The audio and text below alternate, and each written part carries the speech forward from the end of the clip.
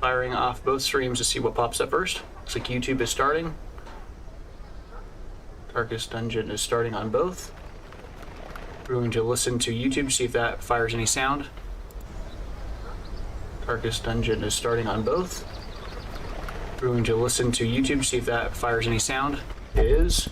Now we're going to do the same for the stream over here on Twitch, if Twitch is done being weird. On Twitch, if Twitch is done being weird. Okay, looks like it's good. All right, so they're both recording there, and then we can go back over to OBS, and I can actually start the local recording here.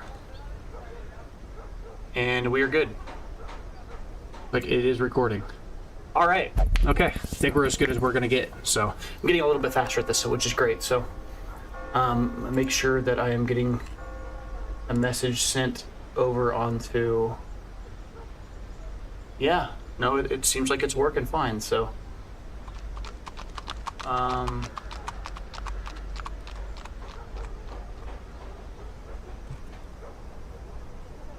try to make sure.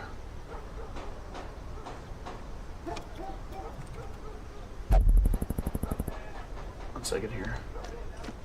Just try to make sure I get this correct.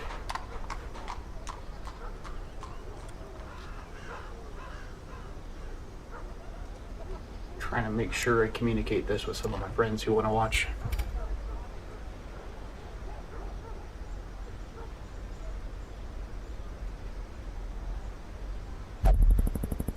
Right? And then we'll get going in just a moment here.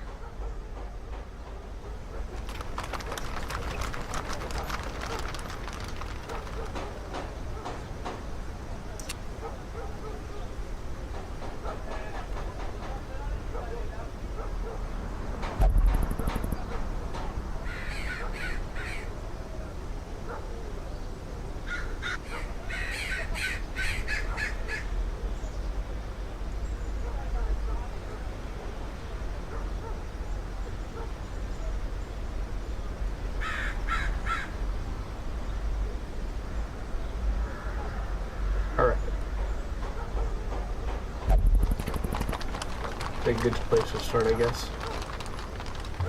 Send a message to my buddy who wants to watch sometimes.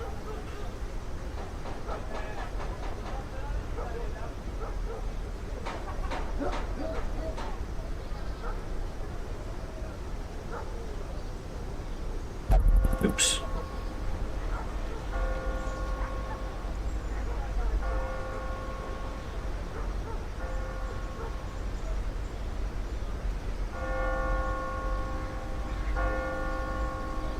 Alright. Okay, so I think we're pretty much as well as we're going to get off here, so I think everything's pretty good. Alright, might as well just make sure that this is good. Alright, looks like YouTube's good. It looks like Twitch is good, although I'm still kind of getting used to the interface on both of these, so time will tell. A little strange.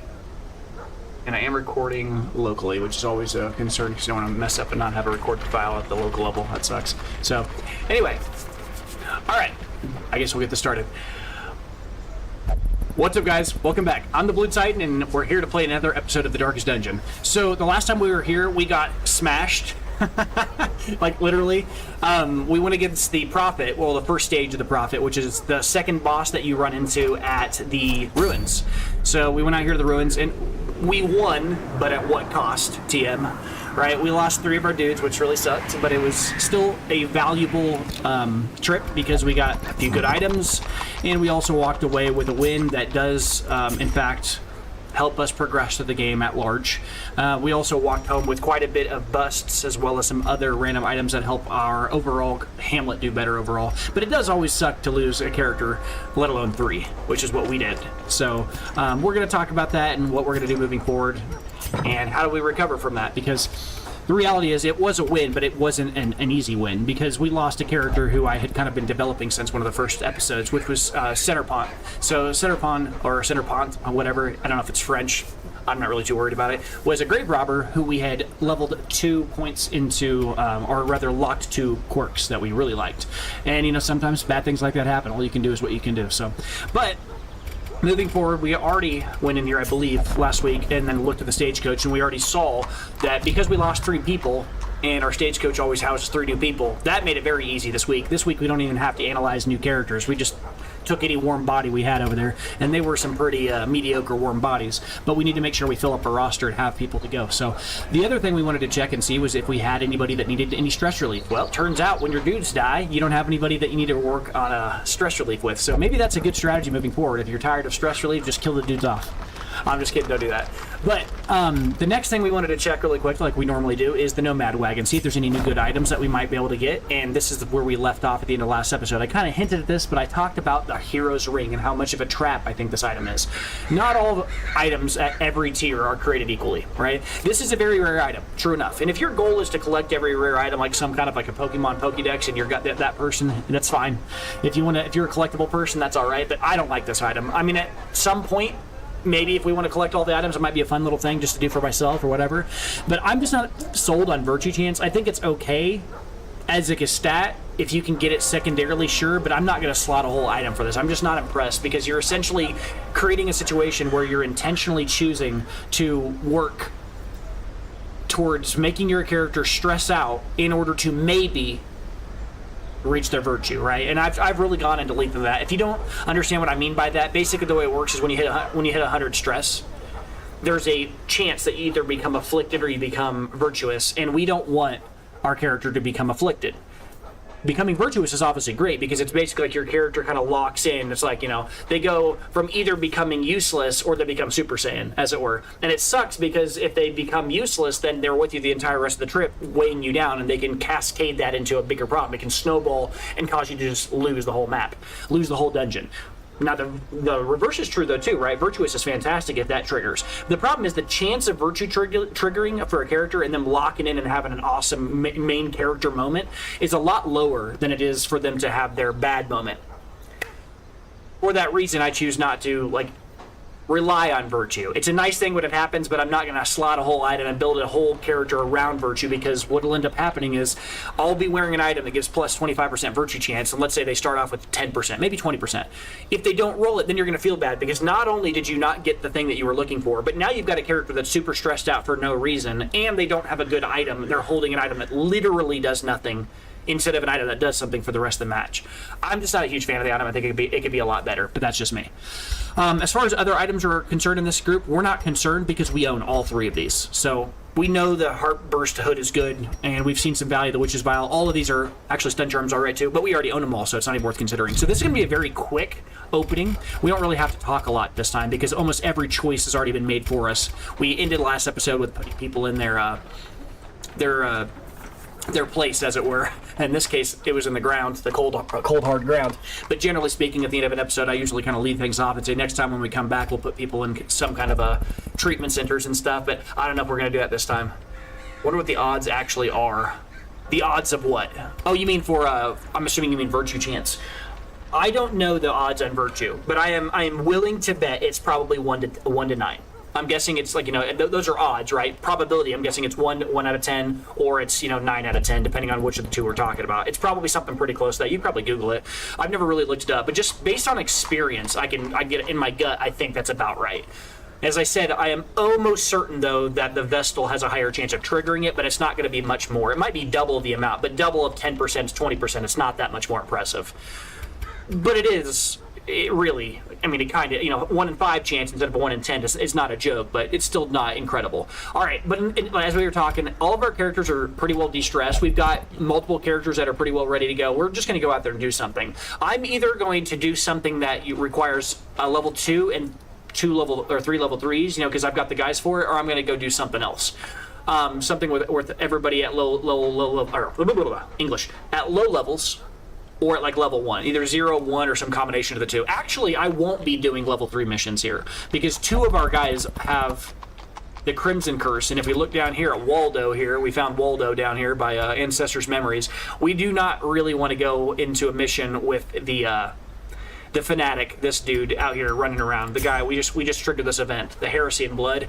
So, as we talked about before, we have a few people that have the Crimson Curse, which means they're essentially, targets for fanatical, religious people who want to essentially kill all the vampires or kill all the monsters around the world. I use vampires as an easy in for a person who doesn't understand what I mean, because these characters, Dismas and Rome, have this bloody border that essentially indicates that they've been bit and they crave blood. For a person that doesn't play a game, that hasn't played this game, they're going to immediately assume I mean vampires. I'm not talking about vampires. In this game, they're not vampires. You get infected by essentially mosquitoes and insect things, and then if left untreated, your character dies. They leave your team or whatever, and we would assume probably become insects themselves. But we don't want to bring more than one of these guys with the taste for blood with us, because the more people are with us, the more this guy is his name is the Fanatic, the more he is incentivized to chase us down. I'd prefer to not deal with that unless we're ready for him. But he is a roaming boss who you don't know will come after you. He comes after you, or has a higher probability to come after you, if your team is loaded up with dudes that are craving blood. So, and it's actually an annoying but cool mechanic, because the reality is most of the time what you'd want to do is you would want to bring nobody with blood, or the taste of blood, nobody with the Crimson Curse. Or you would want to bring everybody with a Crimson Curse. And the reason for that is because it's very easy to provision and bring things with you. If nobody needs blood, you don't bring any blood. If everybody wants blood, you just bring a whole stack. Then it's easy to provision. Whereas if you only have one person with you, maybe two, then you have to choose, do I bring 2 or 3 blood vials? Do I waste a whole slot on, how many should I bring? And if you bring 2, though, because of the Fanatic, now it makes it annoying, because now there's a chance he'll come after you, and every additional person you put in the group makes it even more probabilistic he'll come after you. So with him in the game, you almost are incentivized to always bring 1 or less people with you with the Crimson Curse. But you got to do what you got to do. Sometimes you got to bring everybody. Sometimes the comp doesn't allow you to do otherwise, and sometimes you have to fight him, and it just is what it is. But he's not a joke. He's kind of like the thing from the stars, or the shambler, like these roaming bosses that are a pain.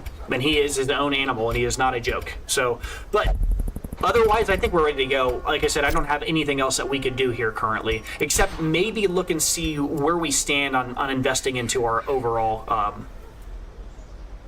Yeah, we're not close on any of these, if I recall correctly. I think they cost a lot. These are secondary buildings. We briefly mentioned this, but districts are essentially they're buildings. They're just additional buildings beyond the main buildings that help your civilization. These are quality of life buildings that are not core to the main experience, but will help you. As an example, the classic is the bank, right? In the base game, the bank is the first one you see. Once you get all of these, DLCs, and you see all these other ones, but the bank is the one that just gives you extra money every round, right? You start returning 5% per week, which, by the way, if you ever get a return on 5% in real life on a bank, let me know, my God. All right, so it's unheard of. All right, we will go and embark. Let's go do a mission. So looking at what's available to us this week, we don't need to do a boss this week, and there's a few reasons for that. The first one is we want to kind of start rebuilding our this is going to be a rebuilding week. We're going to take some time to kind of reset, because we just lost, some people, but also to kind of rebuild our roster, gather some extra money, gather some portraits, deeds, etc., to kind of work on our people, work on our overall town itself. And also there's a few other things. This boss, beating this boss would earn us a sacred scroll, a legendary item we already have. There's no reason to go and shake the tree for an item we already have. That's kind of an unnecessary thing to do. We have it currently right here. So there's no reason for that. Really, you want 1 copy of every item. There's a few items you might want to have more than one of, but there's no reason to go do that. Another reason is because there may be another item that's better to go after, and we want to go and check that. Actually, before I do start a mission, let's lock somebody in on a treatment. We have a little bit of money. Let's start working on some treatments. We have 1 slot. We can give somebody an extra thing. I already said I'm not going to be putting a person in here that's level 3. We're not going to do a level 3 mission, right? I think I said that. Or if we do that, we're going to take all 3 of them. And I said that I don't really want to do that because, yeah. So we're probably going to avoid doing that here. Bloodthirst, I don't like. Known cheat, I don't like. Man, I'm so tempted to just let Dismas go. I really am. And Rome as well, because they both have locked terrible quirks, and they're both costing us blood every week. I really am just tempted to let them go. That feels bad to say that, but the reality is both of their quirks. I mean, Dismas has +2 on speed. He has a quick reflexes, which is good, but he doesn't have any other quirks I care about, and he's already locked a quirk I hate, Bloodthirsty, and he's got Dark Time Temptation, and Sidiomania, I don't really, or Sisiomania, I don't actually know what that word is, but this obsession with food is not as big of a deal, but Dark Temptation I don't like, and I do not like Bloodthirsty. He's sitting on a lot of bad quirks, and he only has one that's worth a damn. And then simultaneously, Romay has Natural Eye, which admittedly is okay, and Photomania is great, and Quick Draw is pretty okay. This character's a little bit more justifiable to keep around, but I don't know. I'm not really hurting on blood vials right now, so I can keep them. I'm not sure. The biggest problem is I don't really want to let go of my only Vestal, because I don't have any Vestals, and I'd like to have at least a healer, although she's over-leveled for most of my crew, so there's another argument there.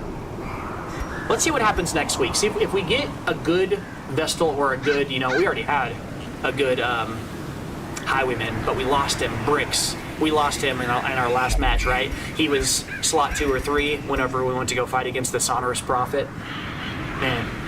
That dude was licking him, though. He was destroying the Sonorous Prophet. He had a few buffs from some altars he'd found, and he was sitting on an extra 60% base damage on top of his regular damage, plus he had a few other buffs that were going on. That dude was just crushing it. I mean, he got hit 3 times and died, but I think he hit for a total of 6 damage across 3 rounds. I mean, he killed the Sonorous Prophet almost entirely by himself. It was absurd.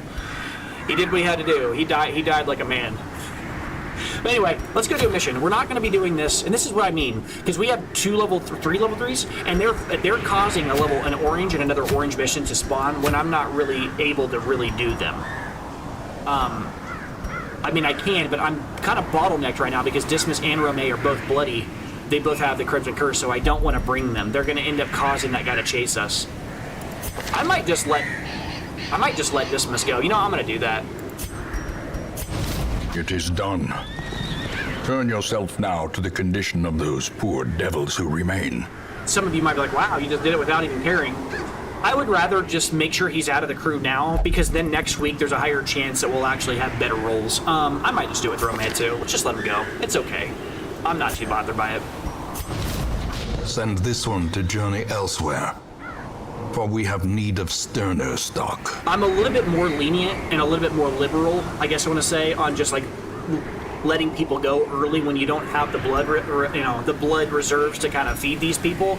But I'm also looking at this and thinking to myself, I'm not going to bring those guys with me for at least the next 2 or 3 weeks, and they're just costing me blood. They're sitting on the council, as it were, not really showing any action. And if I get rid of them immediately, the outcome of that will be that out here on the mission lists, I'll have less of these orange missions, which I am just not prepared to do with the team that I currently have. I lost, I think, my Plague Doctor, or whoever it was that was going to be the other level 4 or level 3 guy. So this will help us kind of reset things and bring our overall max level down a little bit, and kind of help us gather some more items before we make it to the next tier. So let's pick a location. I do like the blighting satchel, as well as I do also like the sickening satchel. They're both pretty solid. Both of these items are items for our dearly departed grave robber, which kind of sucks. That does suck, but we will eventually find another one. And I mean, plus 25% blight skill chance, extra speed, solid. The downside is obviously -4 dodge for a class that likes to dodge. That does suck, that's admittedly, but the combination of the blighting satchel and the absinthe, this is a potent combination, right? Plus 35% blight skill chance, plus 25% blight skill chance. You're talking about a 60% extra on top chance of landing your blight skills. I'm hovering the wrong item as I talk about it on the absinthe, right? That makes it so that her blighting skills are almost guaranteed. That's not a joke. That's pretty solid. So I mean, that's the only person I can think of that comes even close to that level of a guaranteed hit on blighting is the Plague Doctor, right? So I am interested in going after this item. In effect, what I'd be doing with this is kind of putting us in a position to kind of prepare for a future where we would get another grave robber. So that would be worth getting, perhaps. Another upside to it is we would get 5 deeds. There are 2 severe downsides that are making me consider this, though, that are possibly bad. One is because it's medium, the combination of it being a medium quest plus the chance of the thing from the stars floating around here, it does make it more precarious to kind of go and do this mission, especially since we're not rolling with a team of 2s. Nobody on our team is level 2 outside of, I think, 1 person, which is Bondeville. And Bondeville, I think, honestly, Bondeville would be fine at this location. There's nothing wrong with Bondeville here. But I don't know if we really have the comp that I would want to go and fight the thing from the stars. As I said, I try to avoid bosses, and we just saw why. We're on a harder difficulty. The last episode, we went and fought a boss. I was like, oh, I have a level 0, 2 level 1s, and a level 2. I think we can go handle this boss, and we lost 3 dudes. Well, this is not the easiest difficulty. You can't just go like, oh, I can just go, do it. You got to prepare a little bit more than that. The game is not as forgiving. So I will probably skip this, despite the fact that I'm interested in this mission. We will try to keep an eye out for this item. Maybe we'll get lucky and find it again another time. We already said we're not doing this when we have this item. We have the immovable helmet. I don't care about that. The protective padlock, plus 15% protection, minus 1 speed. This is an interesting item because what it does is it flips the kind of like mini game for the abomination on its head.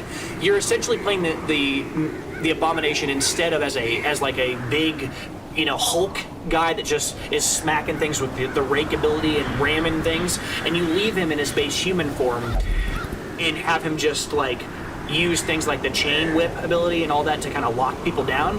And then once he starts to lose health, then you transform to get the heals off a few times, and then you just rely on the fact that he has such a high base protection, and then you keep spamming heals on him, and you turn him kind of into a tank, like a utility tank that stays in his base form and just stuns things. It's not a bad item. I think it's an interesting way of playing the abomination, but it's almost like turning him into like a crusader, right? Because he's now a stunner who's not like a tank that's kind of trying to draw attention to him. It's a little different. I talked about the fortunate armlet. I do like this item. This might be what we go for. Plus 8 accuracy is great on a leper. The leper has the worst base accuracy on abilities in the game. So his accuracy mod is plus 8 or plus 0 from the base. He doesn't have any base accuracy increase, and then also has base accuracy on his bread and butter chop ability of only 75% chance to hit. His next ability is 75% chance to hit. Nobody in the game has such bad accuracy as this character. So an item like that is almost like a requirement if you're going to take this character seriously and not have essentially rolling the dice every time you bring them in. There's a huge difference between landing 75% of the time and landing 83% of the time, if that's exactly how accuracy is added. I'm not too sure if that's a 1-to-1, but I do know that the extra accuracy will matter. In fact, it would probably be an easy thing to check. If we have an item that gives general accuracy, we could check that real fast. Is there an item that gives just plus accuracy? Well, do we have a Jester? The Jester has a base accuracy of what on this ability? 85 accuracy. Let's give him, I have these dice, let's put this on him. Plus 4 from the trinket. Yeah, it doesn't exactly tell you. It just says plus 4 from the trinket. It doesn't say percentage what that equates to.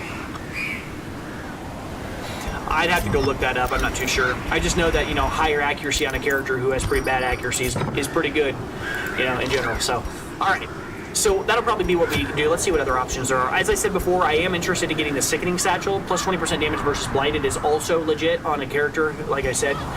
It's only on this one character, though. It's not for everybody. But this would be really good on a Blight-focused grave robber. A second ago, I was just joking. I said, we don't have a grave robber. We lost her. We did lose her, but we didn't lose both of them. We actually kept one of them. We still have Conter, and Conter does have early riser, which is pretty good. So Conter actually has most of her abilities unlocked. I guess I'd kind of forgot because she was overshadowed by our other grave robber. But we do have a grave robber still floating around here. So it really definitely is worth picking up one of these. But either way, while I do like the Blighting Satchel, and I do like the Sickening Satchel, we're really interested in picking up this Fortunate Amulet. That's a pretty good item on a character who right now we're not really rolling. There's not really a lot of options for this character. Right now, the only real option for the leper that we have is, where was it at? Have we removed everything already? Let's unequip, make sure I have this sorted. I might already have everything sorted and I'm just blind. Oh, there it is. It's down here at the bottom. Surgical gloves, right? Plus 8% crit on melee, plus 5 accuracy on melee. Pretty good. You combine that with the leper, the other item I was talking about, the lucky armlet, and then all of a sudden the leper's a consistent hitter with a high base. So suddenly he's pretty decent. Obviously, there's a few other items that might be better later when we're pushing and stuff. But early game, this character's accuracy is so abysmal that you really need to slot items that increase that accuracy. Alright, I think that's what we're going to do.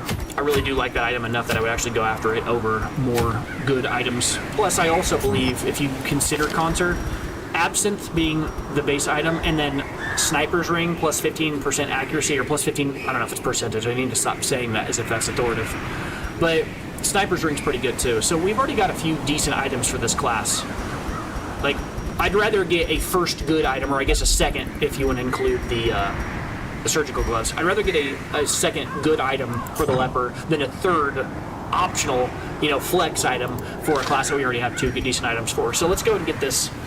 So we're going to need to focus on Eldritch damage because we're at the Cove, as well as Blight. Those are the 2 things that we'd like to slot if we can get away with it. We'd also like to take people that are up to level 2 if we can bring a level 2. We might bring Bondeville if we have no other better options, but we'll try to bring level 1s if possible. Maybe mix in a level... I kind of try to like seesaw it. If I bring a level 2, maybe I'll bring a level 0, and that level 2 can cover for the level 0. But let's see what we got here. None of these characters... Oh, there we go. Early Riser's good. Necromania's terrible. Hopefully we don't lock that, but we will bring our Occultist. Occultist's pretty good here. Extra damage versus Eldritch, right? Are any of his abilities unlocked? Yeah, he doesn't have one of those yet. He does have these. The first 2 abilities deal extra damage against Eldritch. We'll probably unlock one of those for the location we're at. That also locks down our utility because we've got a character who can deal damage to Eldritch, but also can deal can heal and also can like lower armor and things of that nature.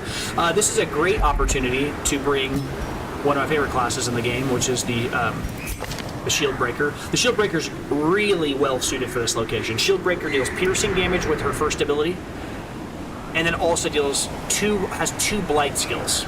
I mean, you couldn't ask for a better person for this location. After that, we have a few, I mean, we really do have a good solid base. We could bring Theon. Theon could come in with us. Theon is, again, a abomination who spits beast's bile, and we could rely on him to just be spewing bile the entire thing, like a Redditor. just be spewing bile the entire time we're playing, and instead of relying on him to change forms. We don't really need him to switch into like the big form or into the abomination form, because the abomination form is focused on dealing massive amounts of damage to the frontliners, and the frontliners in this location are mostly armored. So in this case, we're going to be bringing him mostly to puke bile on the people because he'll deal damage over time. This won't be a abomination run for him, which is what I was talking about. He's kind of 2 classes at once. But we've also got one other slot. We could either take Conjure, which is an option. If we do that, now we've got 2 level 1s and 2 level 0s. I could see that. That would kind of start working on bringing our, getting our Grave Robber slot back. We could do that, or we could also consider bringing maybe a Man-at-Arms, which would be fine. That would be another support. We've already got 3 characters that do a lot of damage. It might be an option to bring another character that brings support. I could see doing that. It's either that, or I bring one of these lepers, but we've already got 2 solid frontliners. Yeah, I think this is probably the comp. It's either that, or we've already got a Man-at-Arms that's kind of solidly in the level 1 slot. I'm not going to worry about leveling another Man-at-Arms when I've already got one that's level 1. We've already got a guy to rely on, old Campbell here. Great, so this would be our comp. Now that said, that does tell me, did I lock in anybody? Campbell's probably our go-to. I just looked at him in terms of abilities to lock in and lock out. This dude has the yips, tuckered out, resolution, claustrophobia. He's got all kinds of bad stuff. So if I was going to work on somebody, it might be like him. Although, he does have just a lot of... I don't know if he has even an ability that I really love. Thick-Blooded is fine. It's like a tier A ability. Maybe I pick somebody else and hope that he rolls something else worth talking about. I do like Photomania. We've talked about that quite a bit. A lot. Just gotta find somebody that has an ability I actually like. Plague Doctor is amazing in the Cove. Yeah, I love the Plague Doctor too, but the Plague Doctor's already level 1, and I use the Plague Doctor a lot. And I'm just kind of trying to showcase somebody else a little bit here too, because I've used the Plague Doctor. One of our Plague Doctors got to level 3, I think, and I had to let her go. If I remember correctly, maybe not. I know we had a level 2. We've already had one get clear to level 2, another one get to level 1. The Plague Doctor is a great character. Don't get me wrong. I'm a big fan. But I'm trying to kind of like, you know, trying to make sure that I give everybody an opportunity to kind of shine a bit here. And I know for sure the Plague Doctor will end up getting used again here soon. So, I mean, it's not a bad choice. Don't get me wrong. But the reason I chose not to use the Plague Doctor is because if you look here, I've already kind of got that backline support character. The Plague Doctor would be a good flex spot. I could easily see slotting that instead of the Grave Robber. It would be a legitimate choice. And in all honesty, you're essentially picking the same class if I do that. Because if you think about it here, oh, I hope I'm not losing connection here. Poor connection. Hopefully that's not bad. You hate to see that. Make sure that's not dying on me. Oh, come on. Hopefully it'll come back up. It says poor connection right now.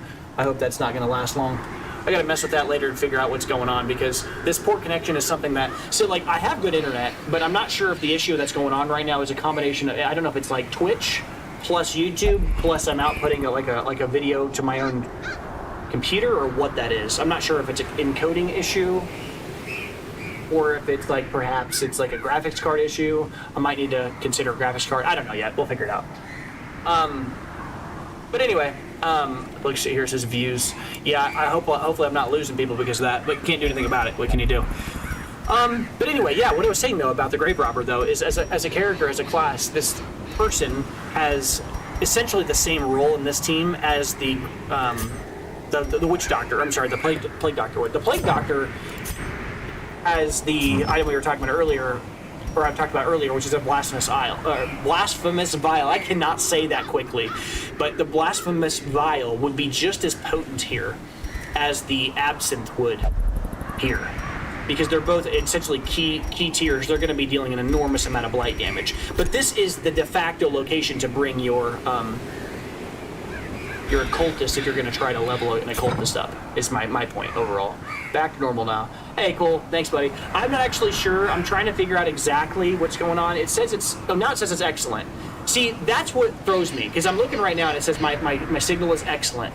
I 100% think that's something to do with just my local ISP. I'm not really sure what's going on with that. You asked if my occultist has the pull ability. He does have, I think he does have Eldritch Pull, right? Or the Eldritch, or Hands of the Abyss, which it's been a little while. Demon's Pull, that's right. Oh, I'm sorry, Eldritch Pull is the ability that the, one of the, occultists has at the ruins. But yeah, he has it. You really like those pulls. I can tell you like those, because between this and the Plague Doctor, you like using pull abilities. It's kind of funny. I do think it's a good ability, don't get me wrong. I mean, you're essentially asking me, is this character going to be able to do all the things you normally rely on your Plague Doctor to do? Yes, he can. He's not. I need to switch over Hands from the Abyss, because I don't need Hands from the Abyss here. I don't really need to stun. My characters already deal a lot of damage. My characters are going to just kill the enemies outright. I'd much rather have the ability to weaken them so that my frontliners can just deal pure. Actually, no. Two of my characters, this character has Pick to the Face. I've actually got two people that have armor piercing. I don't need the weakening, do I? I don't even need the weakening. I could justify bringing the Plague Doctor here instead of my Witch Doctor. I said Witch Doctor instead of my occultist. Actually, but no, the whole reason I was bringing the Plague, or I was talking about doing that, was because yeah, I'm doing too many things at once. I need to stop. I'm gonna bring who I said I was gonna bring because I want to have a healer. Now, as we've joked, Cole, right? It's not exactly a healer, but he can do so a little bit for us. We do have a bit of healing on this character that we can rely on. Yeah, so I'm going to go ahead and load this team up. I like this comp. I think it's fine. I'll pick the abilities afterwards, but we'll go ahead and start locking in some items for these characters. I think Surgical Gloves makes sense because he's going to be hitting real hard. Again, extra crit, extra melee. Oh, hold on. Did I say I was going to have this character use the stun? Is he going to be a more of a stunning biling kind of guy this round? Yeah, I think I will. He has bile and stun, so maybe I give him debuff resist. Yeah, blight resist. Yeah, so this will. Is this a melee? That's ranged. Never mind. So if I was going to give that to a person, it would be her that would take the surgical gloves, not my abomination. Yeah, so we'll have her do that. Extra crit on melee skills. Yeah, she's just going to hit like a truck.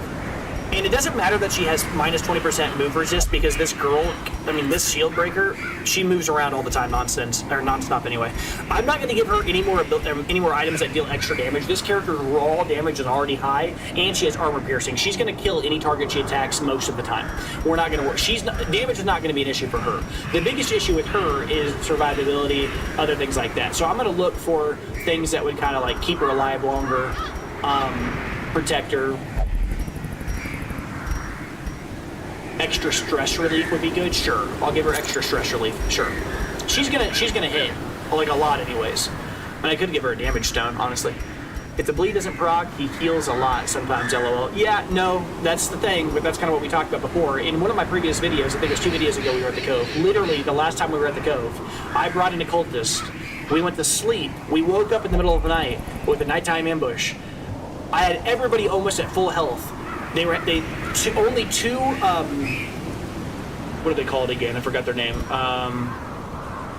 They're the spearfishing guys. I had their name earlier and I forgot it now. But the ugly blue fish guys, they're like group.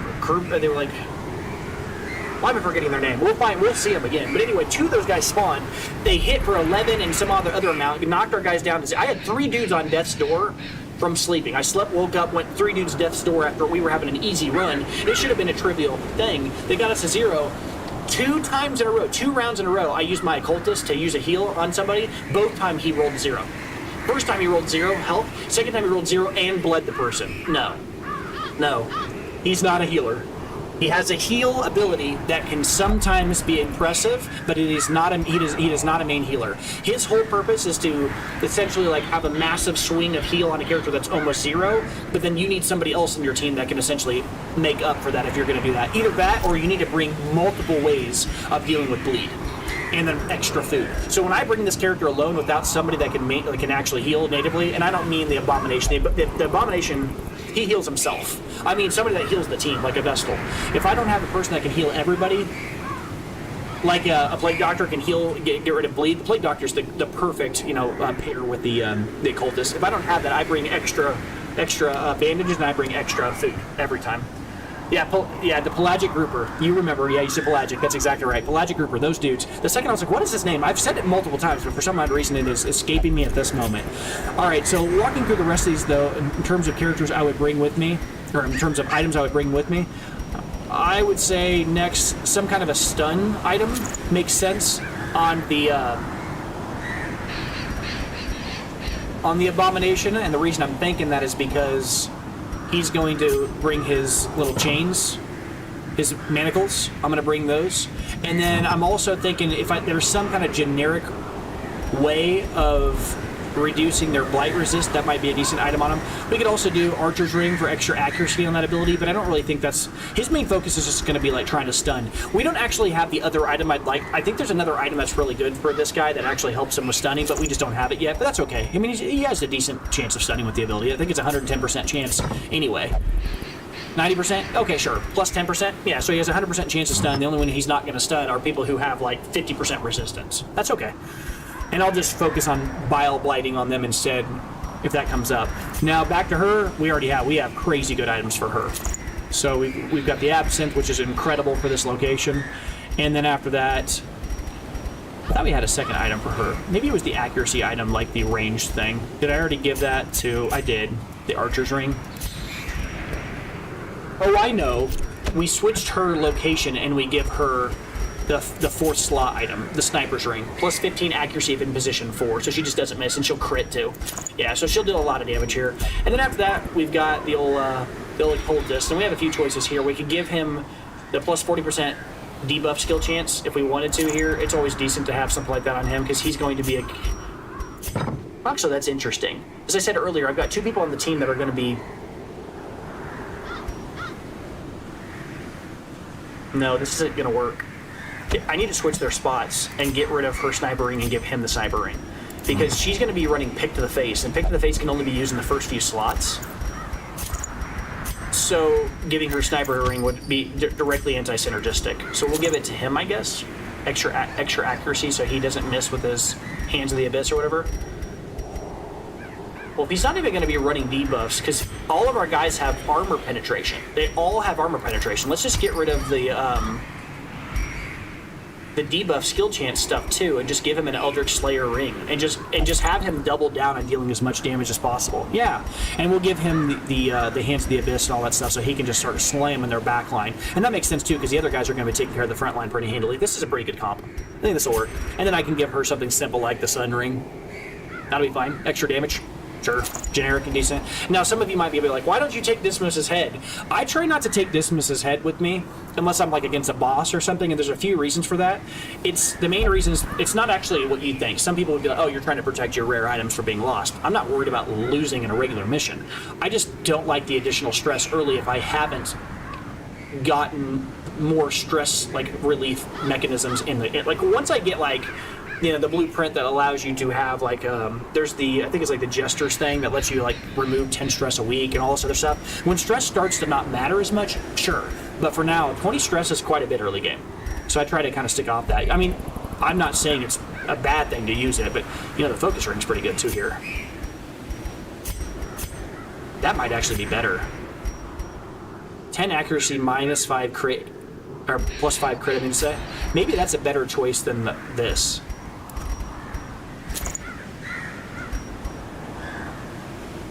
Sure, I can see that. Focus ringing him a little bit here. And then after that, we'll go ahead and take off. I've kind of already preambled a bit this, a little bit longer than I anticipated anyway, so. We broke our record though. I think I'm getting into a mission before 50 minutes. Although, I should probably make sure everybody is leveled up as much as possible before I go. I did say I wanted to bring these abilities, so we'll do those. And then after that, who's left that needs to be leveled up here? Theon, he's already got... Oh, no, he can level everything. Let's level everything. This is one of the more annoying parts about this character, is that you actually have to level all of his abilities because he has access to everything from the very start. But one of the upsides about that is it means you'll never have to unlock an ability from 800. No matter what the level of the Abomination, they always start off with all of the abilities unlocked, which means you never have to fork over 800 to unlock a new ability entirely. That's nice. And then the last one is her. So I don't really care about the rest of these abilities. That's fine. So after that, he's level 1. Yeah, let's go ahead and level up his base damages and base armors. Now, if you had to choose between the two of those, you always want to upgrade their base damages before their armor. You can go with that armor, but you need to kill your opponent. But since we have the ability to upgrade both, we will. I say, you'll always have the ability to upgrade them both simultaneously. The question is whether I have the money to do it, is what I'm trying to say there. Alright, anybody else here? They're level 0s, level 0s. She should be able to as well then. Yep. Glad we did that, because that's a lot of base damage increases here. Okay. After that, we already looked at this, and we can go, right? Yeah, I don't care about those items. Embark. Make sure I switch to the correct item. We don't want Hands of the Abyss. We instead want probably just Abyssal Artillery. I know I unlocked the Sacrificial Stab. I didn't really need to, but I did it anyway. Whatever. $800, whatever. Shouldn't have, but... Well, actually, no. Because we don't want Weakening Curse. We talked about that. Everybody in our team, like 2 of our people have Armor Piercing. We don't need that at all. And the nice part about Sacrificial Stab is if one of our characters gets switched around or we get ambushed, now he'll have a actual thing he can do, right? He can just start stabbing enemies when we can get out of the fight. He'll have a backup plan. Yeah, I feel pretty good about this right now. We are definitely set to defeat people that are Blight, like, you know, are Blight resist or Blight weak. I'll get there eventually, folks. I'll figure out how to speak English, I swear to God. Alright, provision. Alright, we're gonna go ahead and pick up food, and as I said before, this is a medium mission, which means it's longer. Usually I bring 12, but because we have no reliable healer, we have a healer who can sometimes do really good things for us. I usually try to aggressively bring a little bit more food, maybe another half stack. I'll never be sad that I had that. And then also I bring like 2 or 3 bandages normally. I'll bring, let's say, I might even bring 4, maybe even 5, because we have a guy that could bleed us. And we have no real way of fighting off bleed of this comp. The anti-venom I don't really care about as much. I might bring maybe 1. Shovels, I'll bring 4 here, maybe even 5. The Cove is not as bad as the Wield. The Wield is insane how many shovels you need there. But I think 4 is probably fine. Already brought the bandages, medicinal herbs. As I said, I usually try to bring like 2 to 3 of these. As I said, I'll bring 1 holy water with us here because there's utility in using the item on every curio you see until you gather some kind of information. Even if I don't use it to get value, I'll get reconnaissance on what things can interact with what long term. And I know there's at least one thing that you can interact with the holy water. You can use the holy water to interact with, and I think it's like some kind of a pool, and I think we've already found it. I was pretty sure there's like a pool you can use holy water on, and it will give you health back and maybe stress release, something like that. All right, is there anything else we need? Torches, my God. That would have been hilarious, right? Running around like an idiot in the dark. Keys. I usually try to bring like 2 keys for level 1, 3 keys for level medium, or level 1, level medium, I'm switching. Point 1, point B, and point, anyway, Weirdly enough, though, on long, I don't usually bring 4 skeleton keys, even though it's like a step system. I usually try to apply. I don't usually go 2, 3, 4. I usually go 2, 3, 3. I just don't really find that I end up needing a 4th skeleton key on long missions like that. A lot of times you end up with not enough space to carry all of it anyway. So I don't know. I might be wrong on that, but I don't know if there's exactly a right way to do that kind of stuff. So let's get going, I think, right? Everybody's already got their items picked up, or the best that they can. We've got an item on every single person. We're good. Let's go. Let's go. I'm excited. Game is fun. Game is fun. Go. Hopefully this time I don't get wiped. I almost got wiped last time. My gosh. I'm not. That's the kind of thing. Like what happened last time playing against that prophet. That's the kind of thing that happens to you, and then you're just like gun shy. You're just like, I don't want to go out there. The smell of rotting fish is almost unbearable. All right, this is a much less high-stakes mission, though. Just going out there to kill some things. Look how nice this one is, guys. Oh, never mind. I was going to say, it's a straight shot. Nope. Pretty close, though. All right. By the way, this would have been a great mission also to have brought the Antiquarian. Again, we were trying to recover money and stuff, but the main reason for the Antiquarian here, it's not just because I love that class. I do like the class, but the Antiquarian actually has blight resistance. Or... vice versa, or I guess the reverse of that, has the ability to reduce people's blight. So, all right, what is the laudanum for? I brought it, but I haven't found a good use. Laudanum removes horror. So if you have an enemy that throws the little skull debuff on you, it will remove that. Wait, I also haven't figured out how to use the dog treats with the Houndmaster. Can they only be used in battle? Yes. So the dog treat has 2 uses. The first is the real use. The second is funny. The dog treat you can use at the start of a fight. As soon as the fight starts, right-click it while it's in your inventory in the fight. For the rest of the fight, your dog will be more efficient, and I usually use it. Weirdly enough, I use it in the first 2 fights. The first 2 fights, I see 4 enemies in them. Almost every time. So, you know, people have pie-in-the-sky ideas. They're like, I'm going to save it for the boss. Don't do that. Just use it to get to the boss. I use my dog treats as soon as I see 4 enemies, if I have the Houndmaster with me, and then I immediately do the ability that hits all 4 enemies. And it'll increase the base damage, make it more vicious. Like, you know, I think it might even increase the chance that he bleeds. I do it for both. The first 2 missions I see 4 people. The other use for it, it's kind of cheeky, believe it or not, would be at this location. Funnily enough, you can use the dog treat on the giant clamshell. The giant clamshell will eat the dog treat and open up and let you have its treasure, its pearls. All right, 60%, 60%, 100%. Not a lot of stress in this character. 50%. I'm gonna be greedy, and I got punished for it. I chose her. Carelessness will find no clemency in this place. I chose her minus 20 dodge for 11 rounds, minus 5 speeds per. I got really brutalized there. I was trying to get some extra stress relief while we could. The promise of safety. That's okay. Not that big a deal. That character doesn't really need to worry about that so much. She hits so hard. Honestly, we're gonna tear through people pretty quickly. It didn't lower her speed, right? Oh, minus 5 speed sucks. Okay. All right. So we've talked about the order of like what you should focus in these kind of a fight. So we have nobody with stress on us right now. So. You have to remember, stress is a problem, health is a problem. I don't have anybody in our team that can really... Oh, I'm lying. Sorry. The occultist does heal. But on our comp right now, stress is a minor issue on one character. I'm not super worried about it. It's the beginning of the mission, which is why I say it's a minor issue. We have no meaningful way to lower our stress long-term except the Abomination has the ability to lower his own stress through Absolution, I think is his ability. But... otherwise, we don't have that. So the last guy is a good candidate for attacking. Elsewise, the other 2 guys in the front, they're literally just going to do a lot of damage to us. The fat guy is only going to do a lot of damage to us once, and that's so there is a consideration to just try to kill him right now. The pelagic grouper is also pretty annoying, so we want to take care of him. I'm actually going to just kill him as soon as possible because he's the guy that represents the most amount of surprise damage. So I'm just going to try to kill him as fast as I can.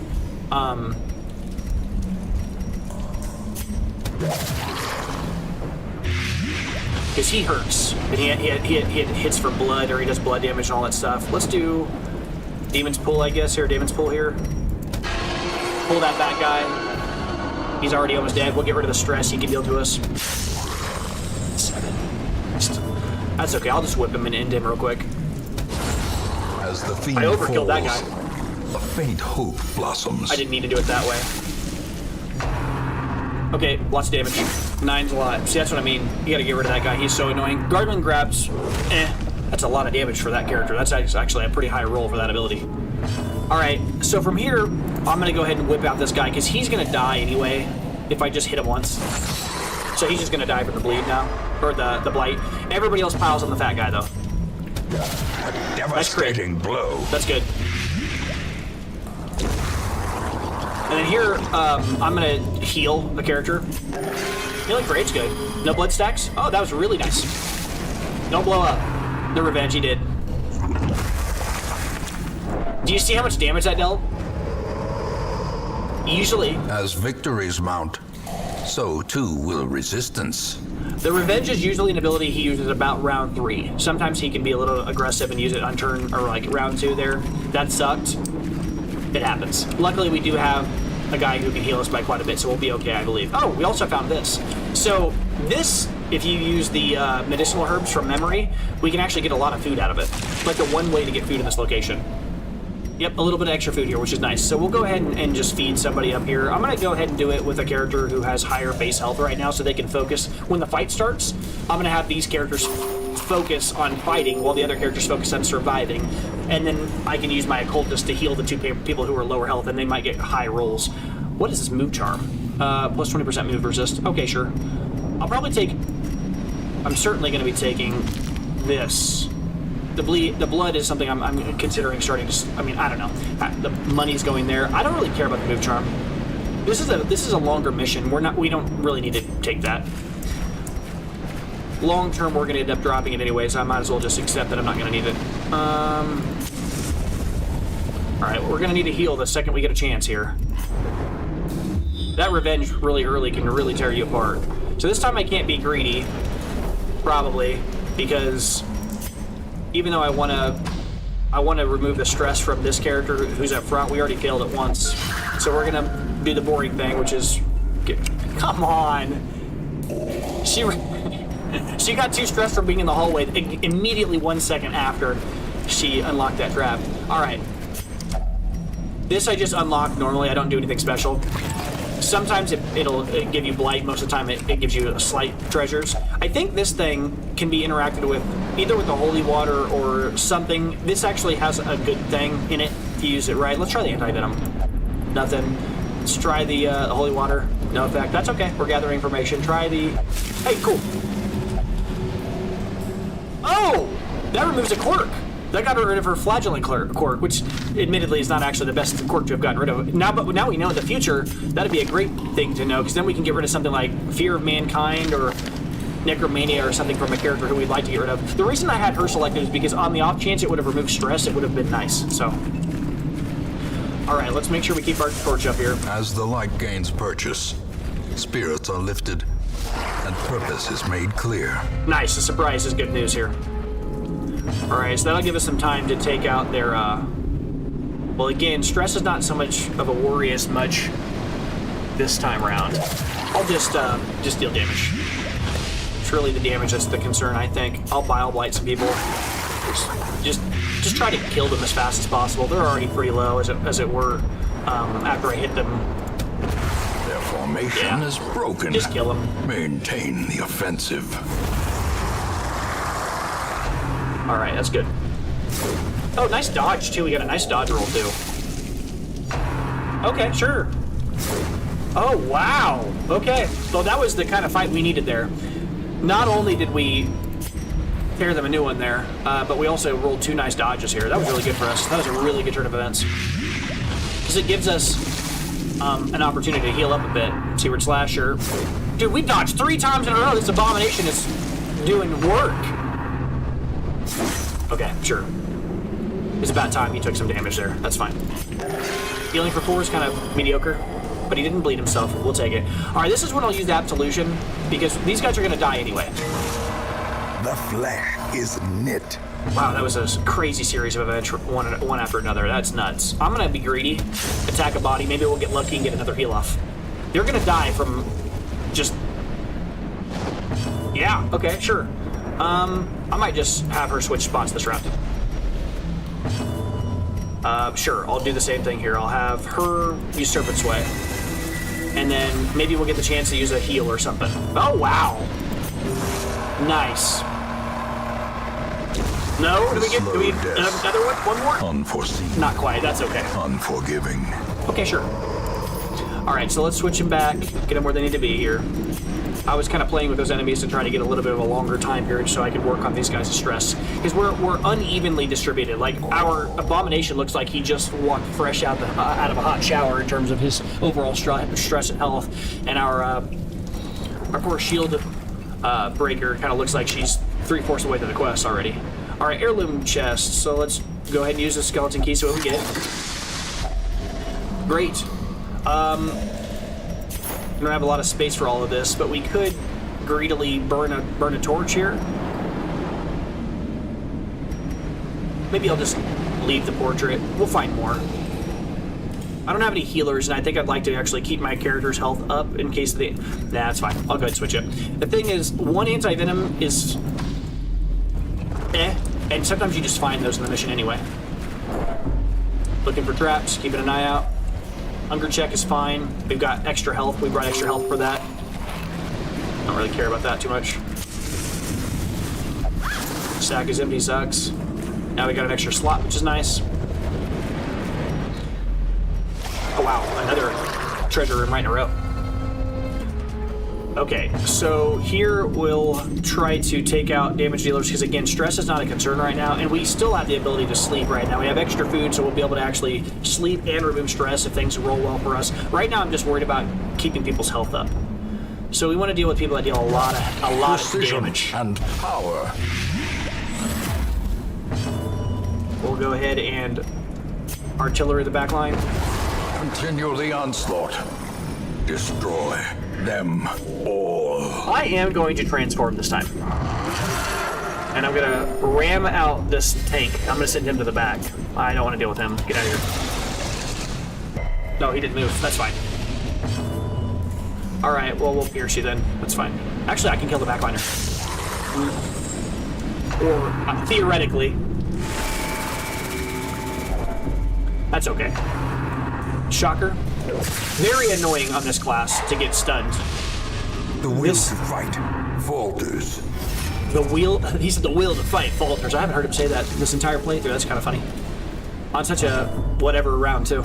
All right, I might use rake here. I could use slam. I said ram earlier. I could use rake here. If I use rake, the nice part is whenever a character blocks for another character, if you hit both of the characters, that they can't block because they're getting hit also. So you can hit them both, even if he's protecting the other one. Shocker's annoying. Man, he's doing good work. 2 stuns in a row. That character's usually not that big of a deal. This time he really did some work. Sure. That character has almost no stress, so that's not a big deal. Sure. And then we'll finish off. I honestly think I just want to get rid of the backliner. Confidence surges as the enemy crumbles. One less idiot to deal with. Not the most efficient use of our damage, but 2 per round for 3 rounds. He's our tank. I'm not going to wait. I guess I actually have 4 bandages. It is worth using it. All right. Take out that tank. Start blighting him out. Full damage to it. Nice armor, dude. All right. And then here we'll take some time off to heal. You'd love to see it. Okay, bandage here, and then I will rake. Press this advantage. Give them no quarter. All right. Seize this momentum. Push on to the task's end. I'm going to camp soon. I'm not sure if it's... I'll probably go left, go up, left, and come back, and then I'll camp when I get back to this room. If I have to do it earlier than that... Oh, hold on. Did we not check the chest or whatever in the back? I forgot the chest. Okay. Money is the only thing in this thing that I even care about. Marginally speaking, I could see switching the onyx for this. We've talked about why that's not always optimal. Because sometimes it's more likely to find jade and citrine than it is to find onyx. I would assume, common sense. I don't know that, but I would guess that because it's more expensive as an item. I could also drop the blood and take one of these. The odds of us finding more blood is pretty low. And it's far more likely to find more something else. I might even just take the money. Because even though the money's worth less than these other things, I'm going to find more money. Alright, now here we'll go ahead and press on, and I will try, if possible, to make it all the way up and left before I use my camp. Sure. Another mariner, another misfortune. We haven't actually had to use a shovel yet, so I'm surprised that took that long. Still got 3 of those, that's not a problem at all. Another hunger check is pretty brutal. Getting those early is pretty brutal, and we've seemed to have some pretty bad luck with that, getting hunger checks. A handsome reward for a task well performed. Debuff charm is whatever. I might actually take this as an opportunity to take a journal entry. Finish those off. We got a ways before we finish it, but there's nothing. I mean, I don't really care about that debuff charm. It's not that big of a deal. Right. Looking through here, looking like it's pretty quiet so far. Keep the light up though. I don't want to get ambushed. All right. We just did this a second ago. Oh, hey, look, we got another opportunity to get rid of a bad quirk. We don't like necromania. We don't like fear of mankind. Here's the problem with this. I would love to do this. On the upside, I could get rid of fear of mankind, which is a locked bad quirk. But the downside is I get rid of known cheat, which is a quirk I would like her to lock. This is what sucks, right? She's got a quirk I'd like her to lock. He's got God-fearing, which I don't care about, and Nocturnal, which I don't like, but that's easy to get rid of. And she doesn't have a quirk. Now, I could pay very easily to get rid of Necromania, so that's not an issue. I'm going to take a chance. It's going to knock out known cheat, guys. I'm saying this right now. Known cheat's what we lose, but if on the off chance we get rid of fear of mankind, I'm going to try it. Have her do it. Maybe we get rid of fear of mankind. We get lucky.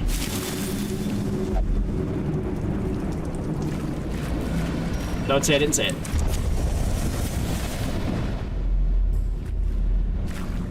No, I won't run out of torches. When you camp, you get full torched back. Remember, when you go to 0 torches, if you camp, you will get your torches back. That's 2 traps in a row. That weren't there. They weren't there. All right, sure. Glittering gold, trinkets and baubles, paid for in blood. We haven't seen this yet. So there's a number of things that this could be. I'm just gonna throw things at it. I really have no clue. I mean, it could be a shovel.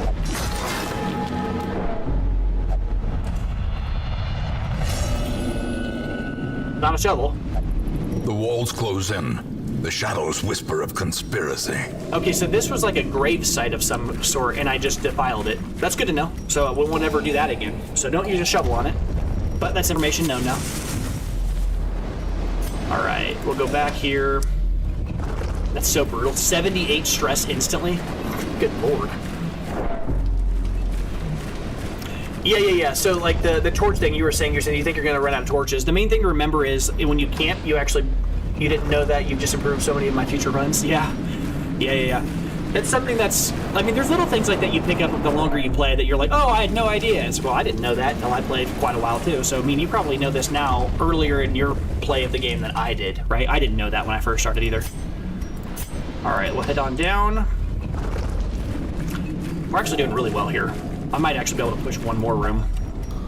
Well, then this happens. That's 3 random hunger checks, folks, in this mission. I want to make sure we understand that. Random hunger checks, I don't know what the range is for how long it's supposed to happen, like before it happens, but I've seen some really crazy situations where that's pretty bad. Oh look, this is the thing I was talking about. If you have this pool, if you have a holy water, this is a great thing to interact with. Yeah, you say I dug my grave with that one. I don't know about that. I don't think it was very obvious what that was.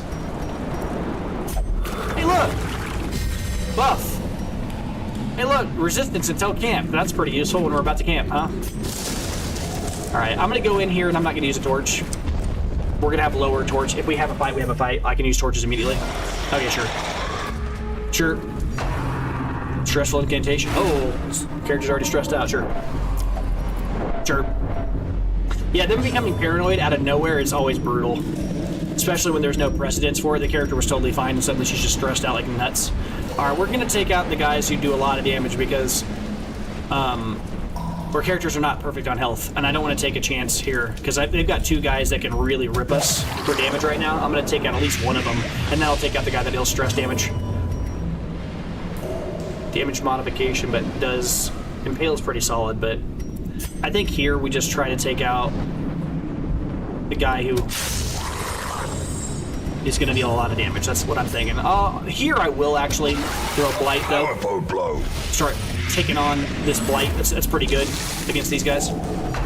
Ironically, it's good against these guys just because they don't really have resistance to it, but hilariously, neither of these guys is Eldritch. So, you know, I didn't bring this guy to deal his blight to humans, but it does do damage to these guys, so. Alright, and then here we'll try to deal damage to the back line. I do want him on healing duty after this round. Dodge was disgusting. That was disgusting. Alright. I can't finish him off because this guy's protecting him, so I guess we take a round. Actually, I'll just hit everybody. You hit everybody, then the guy can't guard him. Alright, it's important. So he was already busy getting hit himself, so he can't guard. Then I'll try to take out the stress dealer because we've already got one of the major damage dealers dead, and the stress guy's annoying long term anyway. So I'm going to use Absolution. I'm actually not going to transform. Our guys are pretty stressed out. I don't want him to change his forms. Slowly, gently. This is how a life is taken. I don't want him transforming and stressing people out further than necessary, because we're going to win this fight anyway. Really, I'd rather just have our characters do some work to heal up. Nice, no bleed's good. Oh, that's good timing. Yeah, I just paid for that. Got it right back. That's nice. It's like undid his entire ability. That's good. Annoying. Okay. Sure, I've seen worse. Not the most efficient use of his time, but that's okay. Let's just try to... I can't hit the back line. I guess we'll just heal again. We're getting really lucky with this bleed stacks. Into one of these guys, please. Actually, we'll hit him with a blight ability. Because... Great is the weapon that cuts on its own. He's tanky, but blight always does good against tanks. Just like bleed does. Actually, it really wouldn't matter what we hit him with, because the shield breaker deals armor penetration on her main first ability, so it wouldn't matter. We had like the total control on whatever we wanted to do there. Again, I'm just gonna keep spamming heal with this guy, and you know, removing stress. Why not? That's less work to order. That's one more character I don't have to work on stress with when we camp. Light him out. This guy is gonna be taking full damage from all this. Just kill him. All right, he's not quite dead, but he's very close. One more hit, and he'll be dead. Heal somebody, I guess. I don't know. Bleed's not that big a deal. Nice dodge. That was good. All right. Okay. How many bleed stacks you got? 2 more rounds of that? I'm not even gonna waste the thing on it. Just end them. Food's nice. This expedition at least promises success. Food's real nice, guys. Wait, that took us to 8 food. So here we've got this altar thing. I think this actually gives us bonuses after we camp here, so I'm gonna camp now. I'm gonna use score. Together, furtive and vulnerable. Rats in a maze. This is where I was talking about we got a little bit lucky, because we found 2 food, which allowed us to go with full rations instead of 0 rations, which allows us to heal a bit. And then now we'll kind of figure out what things we can do here ability-wise. Now, everybody on the team has, looks like, Encourage, which is kind of neat. Start removing stress like mad. Minus 25 stress, 50% chance to add stress to everybody. Actually, it's pretty good, pretty efficient. We might consider doing that. And then everybody else could start removing stress. Oh, wait a second, we gotta think. We might need to avoid a nighttime ambush because the opponent... Okay, so we have a shield breaker. Shield breaker is unique. Shield breaker, when she sleeps, she has nightmares, and then has to fight against specific enemies. So I could avoid nighttime ambush if I wanted to here. Do I care?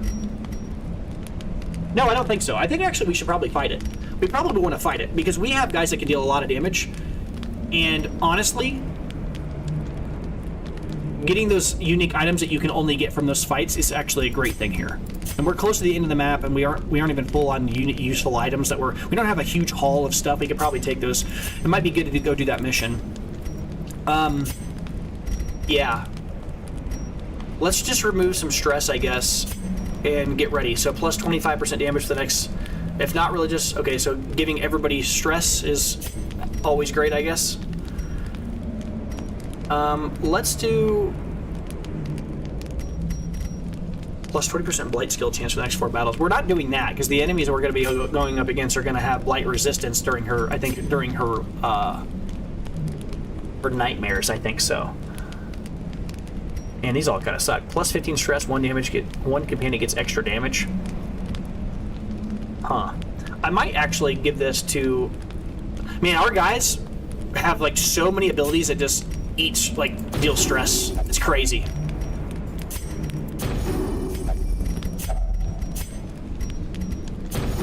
I'm just ripping that person's stress back down here. And then from here, I might give Dark Strength to him. Stress himself out, but give this guy extra damage. And then psych up next 4 battles and just have this guy hitting like a truck. So we're going to go to sleep here, and we're going to get attacked. Okay, sure, you won't use this ability because you're stressed out. That's fine. We're going to get attacked in the middle of the night. There will be a nighttime ambush, but it's a specific event because the shield breaker has a specific event. Streamer unluck, yeah. The darkness holds much worse than trickery.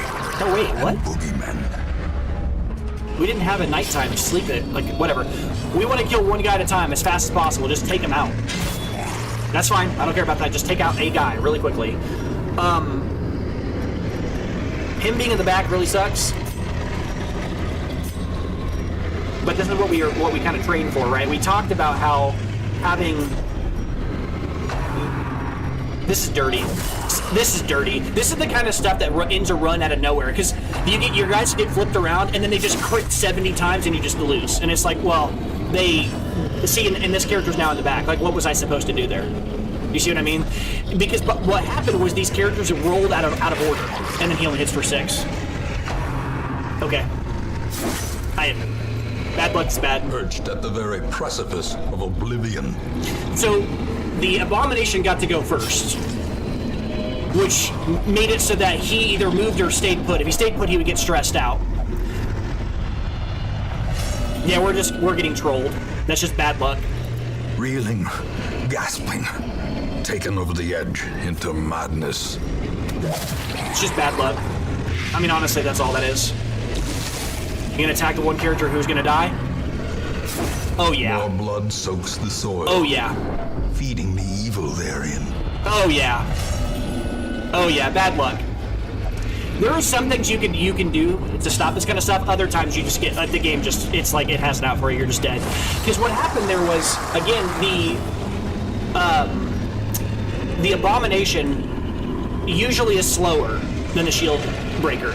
But the Abomination got put in the last slot, and the Shield Breaker got put in the second to last slot. Shield Breaker can move 2 spots and could easily get to the front quick if allowed to go first. The game was like, nope. And then so the Abomination had to move. If he didn't move, he was going to stress himself out because he had no abilities he could use in that back slot except for to heal himself. I guess I could have done that. And then the Shield Breaker got to move, but then the Shield Breaker got to move afterwards, and then we got hit for 3 crits in a row. It's like, okay, sometimes you just get unlucky. Unlucky is unlucky. And then in addition to that, we had the Occultist get hit, only hit for 6 instead of hit for 7. These little margins make a huge difference. All right, let's finish this up.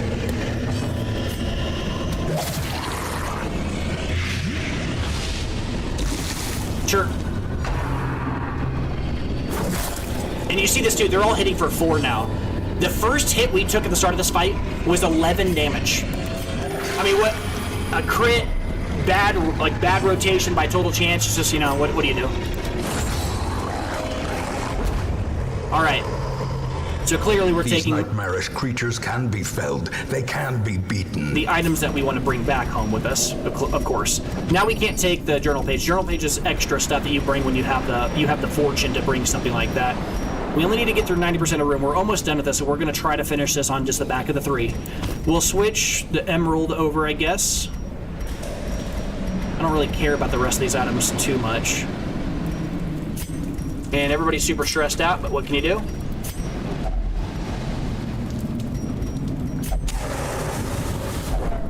Awesome, cool. Alright. Alright. We have 2 more rooms I think we gotta get through before it's over. We can do it. If only treasure could staunch the flow. Otherworldly corruption. Alright. Impressive. Get the stress guy out of here, please. I am done with the unnecessarily large amounts of stress that you deal with us. Stress wave. Whoa. Just dirty. Alright, is he just gonna die from this? No, because he's at 4. Okay, he's gonna take 3 next round. Not quite enough. I'll just end him. Annihilated. Where have you been all game, dude? Supposed to deal extra damage against Eldritch. That's the first time he's done it the whole time. All right, heal. He's the only guy that has a built-in heal. I'm gonna use it while I can. It plays double duty in this particular match because healing and stress relief. So here we have no choice. We got to take care of the fat guy because if he blows up again and we take an enormous amount of damage, we're really in trouble here. Unfortunately, here I might have to transform because I have to kill this guy. Why did you transform and then not do anything? He transformed and then didn't do anything. I've never seen that before. What was that? Injury and despondence set the stage for heroism. Did anybody see that? Cowardice. Our dude just changed forms and then didn't. You're supposed to be able to transform and then attack. It's almost like he skipped his ability. I've never seen that before. I actually don't know what just happened. But we have to heal. Oh, you don't want to be healed. That's nice. Okay, so I guess we'll try it on somebody else that does. Okay, that's a good heal though. That was very, very opportune here. All right, what do I do here? Yeah, he's too stressed out, I guess. No, I don't know if I misclicked. I really don't know what actually happened there. Okay, sure, you're switching spots. That's fine. This guy's blighted right now, which means that the lunge will do a lot of damage to him. Cool. It's pretty bad rules there. We don't want any of that. Look, Foolish horrors. Brought low and driven into the mud. none of these items are things that we have spaces for, so we're not taking this. That's unfortunate. Actually, I guess we could switch for the Jade. The Jade is exactly the same thing as the Emerald, though. We have 1 Emerald, we have 2 Jade here. Nah. I guess, actually, this is strictly better. The Onyx would be traded off for the Jade. Man, we're getting punished. This is a brutal one. Shouldn't have been. Got some bad rolls in that nighttime fight. Those nighttime ambushes are sometimes insane. All right, we got 1 more room. Thankfully, we didn't have anybody to fight there. That was good. All right, we got 1 fight to make it through. The match is struck. A blazing This is an easy fight. born. This is great. This is great for us. This is a freebie. Okay, so now we just kill people immediately and then heal. Executed with impunity. Love to see that. Having a fight off will be really good for us. Or kind of having a fight off. It could go bad if something by total chance hits us, but sure. All right, here I will blight the 2 middle guys. All right. The blood quickens.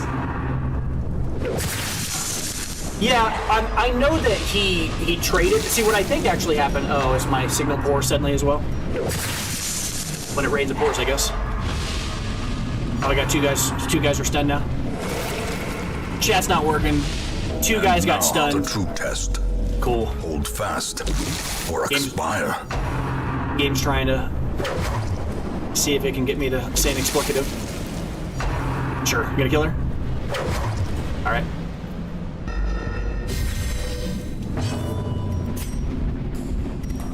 Ridiculous. If my grave robber dies to a little dude, This is no place for the weak or the foolhardy. okay.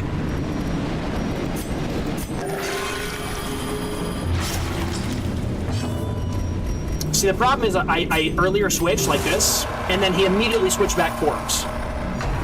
right? Like earlier, well, actually, that was just a stress relief. Actually, you know what?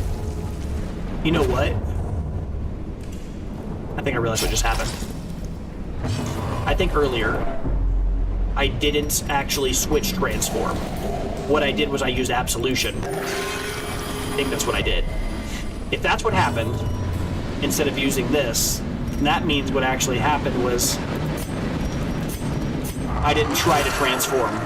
And my guy never transformed. He healed himself, which looked at, that's probably what I did. I probably didn't realize I clicked the wrong, I did misclick, but not in the way that I thought you meant. Gary killed Conjure. Yeah, see, that's the thing. Honestly, Another one falls. I have no problem having a guy like, you know, die, it happens, but this map has just been A trolled. trifling victory, but a victory nonetheless. We've just basically had a bunch of bad rolls. I mean, I'm gonna be honest with you. Like, I can handle dying, but I don't like whenever, like, something happens where it's like, okay, well, that's an unfortunate thing. Oh, that's another unfortunate thing on top of another unfortunate thing. Like, this fight just now, we had 2 guys get crit. It should have been an easy fight, but my opponents had, like, a 50-50 chance of critting. They hit all 3. After we had a guy die, it's just like, this has just been a brutal and honestly unpleasant experience for this one. I guess we used the torches. Oh, shush. In Radiance, may we find victory. We're done after we get through this last room. We don't have the gas to go push any further. Is this next room? I don't even know if it's a treasure room. I don't think I care. I don't even think we have the gas to push for a treasure room. We're done. We're gonna get in this room and we're gonna leave. Sure. Hopefully this isn't a room of 4 guys. Nope, we're done. Thankfully. Okay. Ugh. Okay, at least we didn't Despite lose. its morbid aspect, this twisted, cavernous maze seems almost traversable.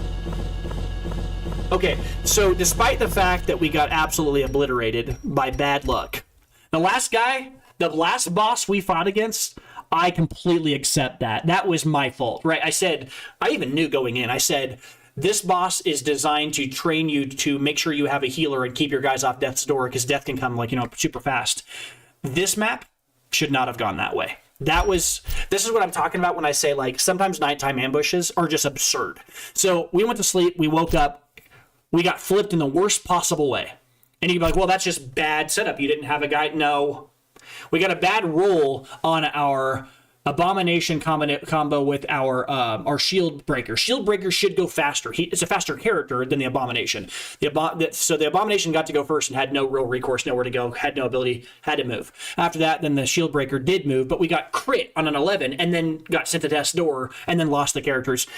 You add that with the fact that we actually had just spent quite a bit of time kind of preparing to heal, and we didn't get the chance to use the nighttime things we would normally use on the characters to kind of get them stronger, because we had to use de-stress abilities, because way earlier Conter broke a grave and got hit for 78 stress and sent straight to Paranoid. That's just bad luck. I mean, you can't do anything about it. Bad luck is bad luck.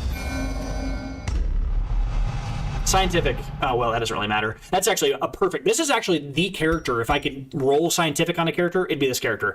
Because this character doesn't need a healer with him most of the time. I mean, I'm not talking about the Plague Doctor. Plague Doctor's great because it removes the bleed that's potential with it. But a Vestal is a character you never almost ever bring alongside this character. And so having scientific on a character who doesn't want the Vestal with him most of the time anyway is actually pretty cool. So that's actually a good roll on him. We'll take it. All right. We're going to do another one, get that salty taste for months, out of our mouth. Years, an eternity, and we were rewarded with madness. All right, well, at least we get another Grave Robber immediately. Ruins Adventures, junk. Necromania's junk. Stress Eater's junk. No, not junk, but like nowhere near as... Necromania's bad. Stress Eater we don't really care about, that's okay. But Ruins Adventure is kind of meh. We already have 3 of these guys, but we don't have one with Eldritch Hater. That's pretty good. Plus 10% to range skills it's incredible on a character that is only melee. Technically, he has this ranged ability, but this ranged ability has 0 damage to the enemy, so that's kind of misleading. So, Unerring is useless. Tone Deaf is whatever. Aesthetic Weird Reconstruction heals for less. I mean, it's okay, but we already have one of those. I might drop him because, again, I do like... Thick Blooded's fine. I think I'd actually rather have him than Campbell. Probably. How about... tough and dud hitter. Do I like him more than Bynard? I don't know how to pronounce that name. I think actually I do like him more than Bynard. Looking at Campbell has a lot of things going on right now. He does. But I do like Thick-Blooded. Actually, I don't like almost any of these other abilities, though. I'm going to drop Campbell. And just... Suffer not the lame horse, nor the broken man. And I'm going to take Brond. Brond is better, just flat out base abilities. The raw strength of youth may be spent, but his eyes hold the secrets of 100 campaigns. And you could make the argument there's no reason to do that right now because our roster's not full, but I'm not just going to take and have 3 Man-at-Arms. That's just ridiculous. Woo! Hot to Trot's nice.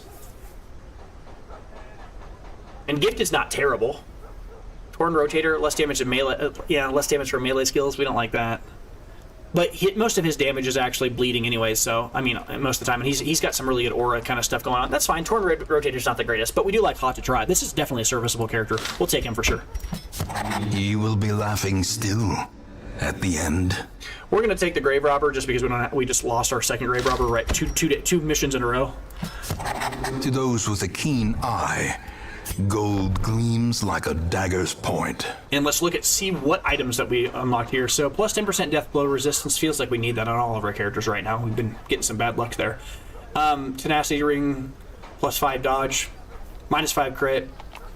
It's an okay item. Plus 10 accuracy to range skills. I like that. Yeah, Sturdy Bracer's pretty solid. I could definitely see running this on darn near every character. You know, it's better than an accuracy stone most of the time. Plus 33% healing received is interesting. It's a weird item. Antiquarian only too. It's kind of junk, honestly. Not that impressed by that at all. Plus 20 or plus 40% disease resist. It's okay. We talked about this item in the past. I actually think the Steady Bracer is pretty all right. Plus 10 accuracy flat out is always good. Let's go ahead and get PCV or whatever his name is into some stress relief real quick. Actually, I need to go out here and make sure I remove everybody from my team that's remaining here. Go in here and set up PCV, whatever his name is. Get him some relief. My God. As well as Theon probably. Oh, Theon won't do that. Theon will not pray, right? That's his thing. God fearing, he will only pray. That's fine. We'll get them both locked in. And then after that, we can just go do a mission and just kind of get some more. And again, even though that really sucked, we're still clawing. We're clawing value out of this. You got to remember, because even though we're losing dudes, we're upgrading our city. And if you upgrade your city, long term, there's a lot of positive ramifications of that. One of the positive ramifications, one of the positive outcomes of upgrading your city is you're going to have a higher chance to deal base damages with your characters. But in addition to that, you know, you increase the size of your stagecoach, increase the amount of people you see every week. Like right here, I could do that right now. I could increase the number of heroes I see a week. That's going to give us a higher roll of better people. So even though we lost some people there, we're making progress. I'm not that upset. I mean, it sucked, but ain't that big deal. All right, let's look at some other people here and see if there's anybody we want to lock. We just locked Warrior of Light on him last week. That's what he was in here doing. See if there's anybody else in here who has an ability I want to lock. I might throw in Sinless or something like that. Lock in some Eldritch Slayer here. Or maybe take a second on Reynold and get rid of his Klepto. That might actually be a decent thing to do and lock in Quick Reflexes. This is a character I'm going to be keeping around for a long time, though. I mean, he's got 2 good quirks, 2 good bad quirks. Well, Orange Phobe isn't perfect, but Klepto's definitely, well, anyway. Actually, in general, it's a good idea to not remove bad quirks that are locked until you have there's like a town fair or something event. That event will make it so that it is free to remove or to lock in or unlock, you know, whatever, lock in good quirks, unlock or remove bad quirks, whatever for that week. So generally speaking, try to wait for a town fair or look to see if you can't have an event trigger that causes a town fair. Sometimes it's random, but a lot of times it's also something that you can kind of plan around. All right, Dactomania, Lazy Eye, minus damage to range abilities. It's actually pretty good. The Eldritch Slayer. This might be a good guy to kind of lock in. Obsessed with Killing. We could lock in our Eldritch Slayer here. No, not too excited about that character, if I'm being honest with you. This would be an easy one here. We could lock in Evel. No. We're pretty low on money, honestly, right now. I might just not. It's okay. and we go and do another double crits in a row for a kill as a ball buster. Yeah, no, that really did suck.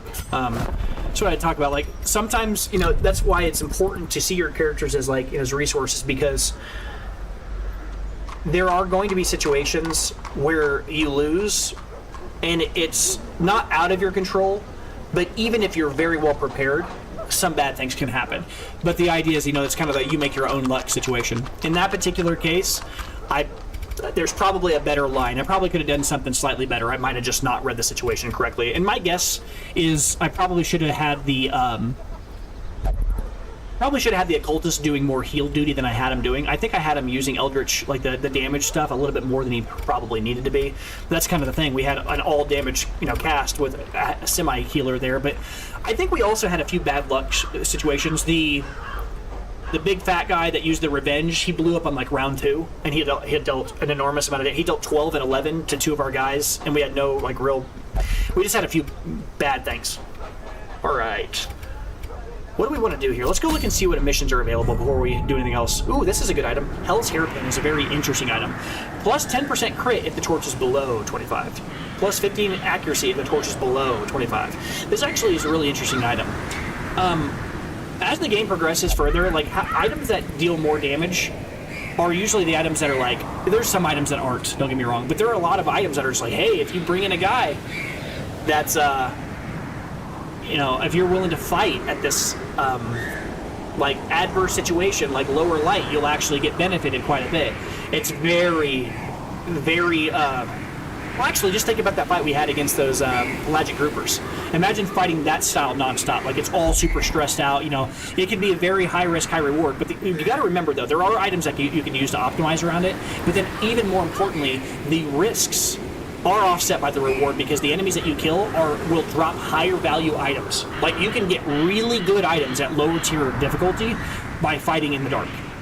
It's not a joke. So it is a real consideration. If you actually have the means to do it, you'll notice that sometimes at the end of my missions, I'll let the torch immediately go low if I know that we're sitting on a lot of health. If our characters have a lot of health, we got a lot of stuff going on, or we look like we're going to win this pretty handily, I'm like, okay, we'll do it. Alright, so this boss right now, in terms of items, I just kind of quickly looked at these items. Beast Slayer's Ring is a great thing. I'd love to go do this, but I don't think we can go beat the Miller unless we have at least 3-4 level 3s. And we already got rid of 2 of them, so this is out of the question. We're not doing we can't do any of these missions right now because, again, all of our guys are pretty low.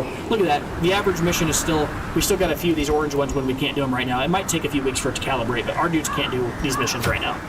Although I'd love to do this mission, we get another Eldritch Slayer ring. I mean, the equivalent of that would have been the Beast Slayer's ring over here, or plus 25% damage to Beast. This is plus 25% damage to the Eldritch. Those are both great. They're much better than the Unholy ring or whatever, Unholy Slayer and the Manslayer ring. We do want to go beat the Swine Prince at some point. I don't think that's in the cards right now.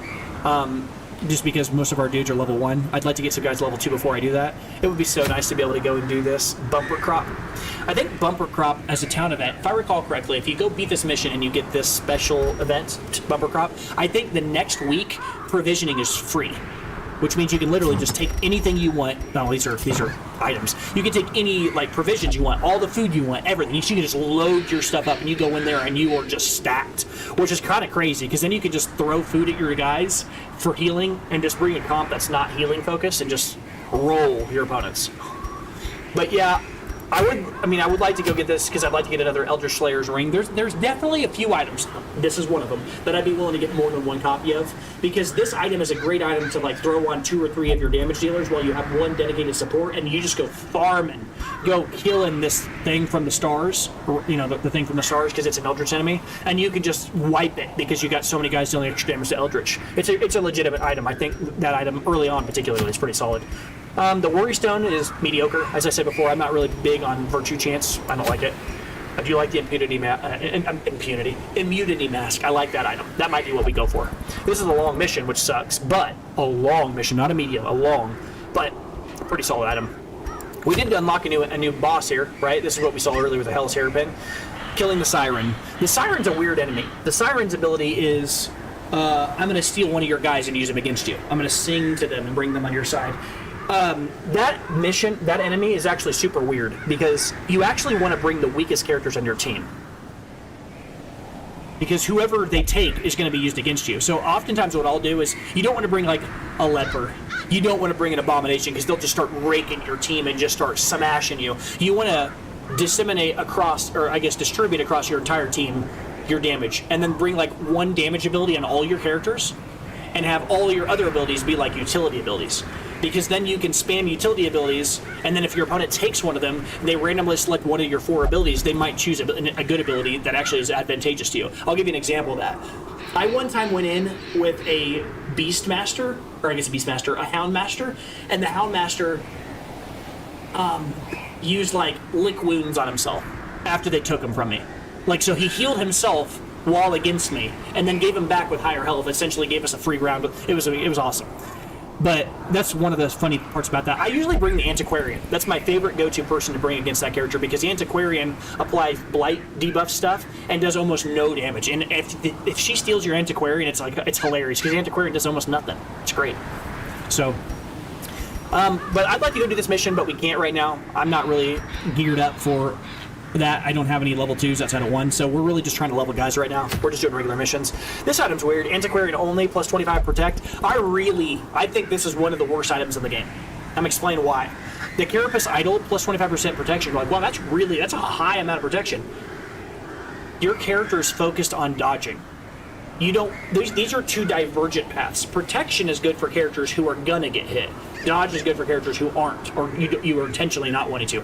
You want Protect on characters who are tankier and are intentionally getting hit. Protect is the perfect stat for your man-at-arms, who's intentionally saying, come hit me, and I'm going to take that damage and then tune it down, like lower it. You don't want this item on that character.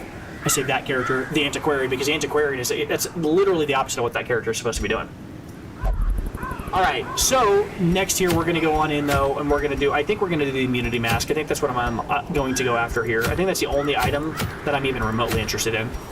Now, it's a long mission, but now we certainly will try to bring some of our more powerful people if we can, or somebody who can actually deal damage at the ruins. We obviously can't bring Reynold, he's over-leveled, but we can bring Furnival. Furnival is good at the ruins, as we know, Unholy, Focus. 2 abilities, actually, that deal extra damage to Unholy with the Holy Lands here. And then we can also bring the Plague Doctor, which is great at this location. Kind of the usual suspects. We don't have a Vestal anymore, which sucks, but it is what it is. We can also bring... this would be a great time to bring one of our lepers and start leveling it up. Actually, it makes sense too, flavor-wise, because then we're bringing the leper, so the leper can go retrieve the leper item. But that also is hilarious, because then we just unlocked the leper cuff, or that armor, or that like the cuff, or I guess... What's it called? Bracer? Yeah, we unlocked the bracer earlier. Unequipped all of these and resort them. We unlocked this item, the Fortunate Armlet, which will help that character deal more damage here. And then the last thing here, I might bring a support class, because we've already got 2 heavy damage dealers here. I think I'll bring Renee. It's Renee. What is this? We got a Medieval Spirits. Medieval Spirits? This is interesting. This class, or this team has a class name, or has a name. Now, the main thing we want to watch out for here, though, is we know we are not going to almost do any damage with Harvest.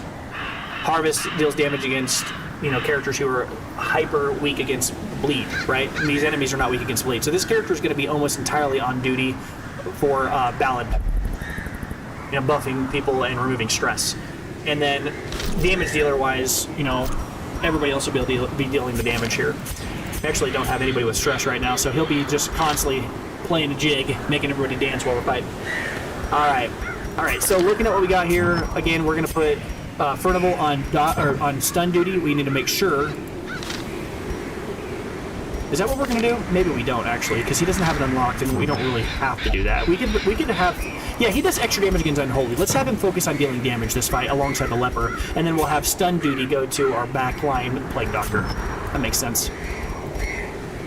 Give him the item that does that. Make sure he's accurate with those abilities. I think we actually have an item that increases stun chance here. Maybe we'll throw a Dazzling Charm on him too, make sure he always stuns the back too. Then we will start stacking as much damage as we can on our frontliner here.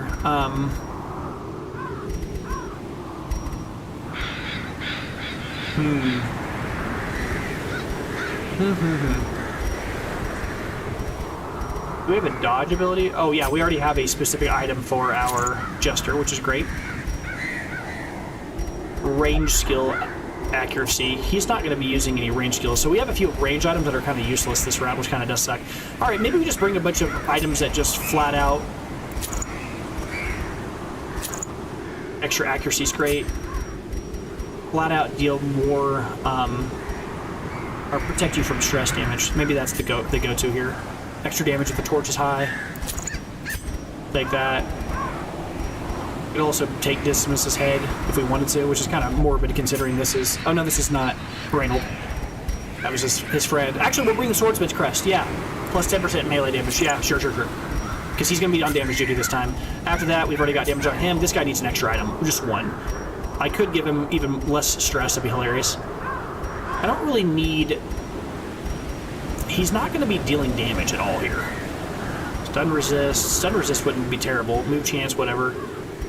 I honestly don't have a good item to give him this time. Because he's going to be constantly... Maybe I just give him a book of relaxation. Sure. I can see doing that. Right? Yeah, that seems fine. Alright, and then we'll just get on in there. Just go do a quick, like a long mission and try to get ourselves something for our leper. Get some good items. And that's another thing we're talking about, right? Well, we have been losing characters. It's like we're taking 2, maybe 3 steps forward, 1 step, sometimes 1.5 or 2 steps back. But we are every week. We have not 1 week have we lost an item. Well, like actually the first week we lost an item because this character, I think, or Adony, or one of our characters got drunk and dropped it in a drunken stupor. But in the normal way, out in the missions, we have not lost any of our items. So we are constantly upgrading our city, our Hamlet, and we're gathering more items, we're upgrading things. We are making progress. It's just that we've had, I think in the last 2 weeks, we've lost 5 guys. maybe not the highest employee satisfaction, but we're doing okay. I think we're ready.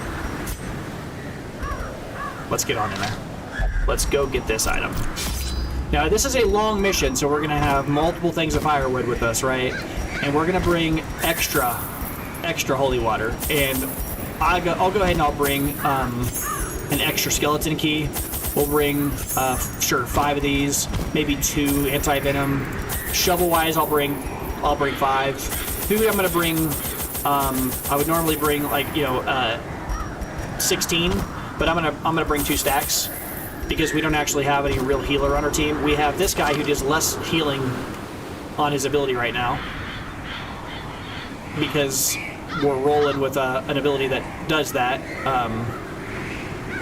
Or we have an item that gives us less healing skills. He's got 2 healing skills too, which is kind of sad. Because you're like, whoa, no, he's going to be dealing less with them. His goal will not be healing. He'll use these as a last resort. His focus will be smiting and holy lancing. He's just going to be hitting things and trying to kill things. 1 enemy at a time and just take it out the front line. He's just going to be hitting the skeletons, just killing them. His job and the leper's job is just to clear. That's all they do. The other 2 guys in the back will take care of the rest. Stunning and dealing with any annoying guys in the back and speeding people up. But I want to have some extra heals if possible. After that, then of course we want to bring some torches. Generally I try to bring 8 torches for a simple mission. I bring 12 for a medium, and then I try to bring 2 full stacks if I go to a long. And then after that, we've got anti-venom, which we've already looked at. There are a few people that can bleed us, because we've got the occultists that have like the kind of Assassin's Creed thing that they kind of stab you with. That's worth kind of preparing for. Otherwise, we're good. And as was brought up last time, you don't bring the laudanum because there's nobody here that's going to apply horror. I guess there's technically that howler guy that goes whatever he does, and he hits everybody with the horror. But that it's occasional. Once you get to the apprentice or the higher difficulties, then there's a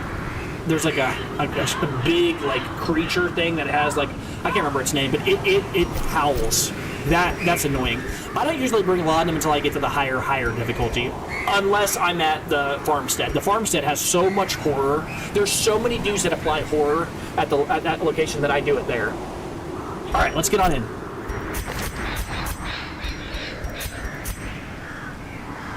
That's our only level. Oh, wait a second. Wait. We're a lot more prepared than I thought we were. All of these guys actually have the ability, their abilities can be leveled up 1. Oh, wow. I need to do this real quick. I almost left without leveling up abilities we could easily level up. Yeah, we want to do this while we can. And I might actually pick up this one too. Damage modification self, accuracy. Yeah, this will lower enemy accuracy. I mean, it's better than what I have for sure. So I guess I'll pick that, and then I guess level up Finale, and then we'll get rid of the bleed ability. He doesn't need to attack ever. I mean, Finale's fine. He can use all these other abilities and then just use a Finale out of nowhere. I don't think we did it with this guy though. Let's make sure he levels up. Sure. Purge is fine. He can clear all the dead bodies. That'll be a nice thing to have on him. And then the rest of this will just level up what he already has. They're all serviceable abilities. And then, can anybody level up their armor or their weaponry? Oh yeah. I'm glad we looked at this. This is a long mission. We want to make sure we're as prepared as possible against these dudes. Sure. Yeah, they're all ready to go. Yeah, I'm glad we did that. Glad I noticed that. All right. Oh, nope. Be real careful. You might get reset. We about went in to fight the siren there. Make sure you're at the right mission. Sometimes the game will do that kind of stuff to you. All right. We said before here, I said I'm gonna take 2 stacks of food, full stacks. And then I'm gonna take, I think I said 3 or 4 skeleton keys. I think I said 4. After that, I'll take some medicinal herbs. I think I took 5, maybe 2 bandages, maybe 1, maybe 2 of each. This is fine. I'm okay with abandoning some of them too. Don't need that many medicinal herbs. Maybe 4. I said I'm going to take 5 of these shovels because you very quickly use 1, and then the other one only takes up 1 stack. It's not that big of a deal. And then we take torches, of course. Anything else that I'm missing here? I got food, I got shovels, I got these 2, these, that. I got more than enough holy water, one would hope. Yeah, let's go. Make sure I got the correct abilities checked, because we just went in and invested in all of them. Yeah, and we're going to find that that's going to make a lot of silent difference in this run. All right. Get a drink.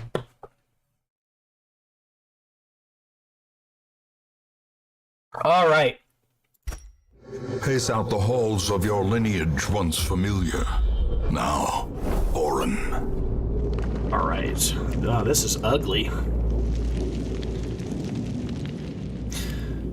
Okay, so what I'm gonna do here is I'm gonna go up, and I'm gonna stay on the left side like I'm at Walmart. I'm gonna walk around the left side, keep my hand on the left wall. We'll walk around the entire mission on the left, and then I'm eventually gonna backtrack all the way back to where we started. So we're gonna go the whole route. So this is explore 90% of the rooms. That's fine. A fortune waiting to be spent. Okay. I'll hit everybody with damage here. So this accuracy base 130, damage mod 0. Okay, and then he moves forward 3 slots, and then he becomes the target. He has a huge amount of dodge.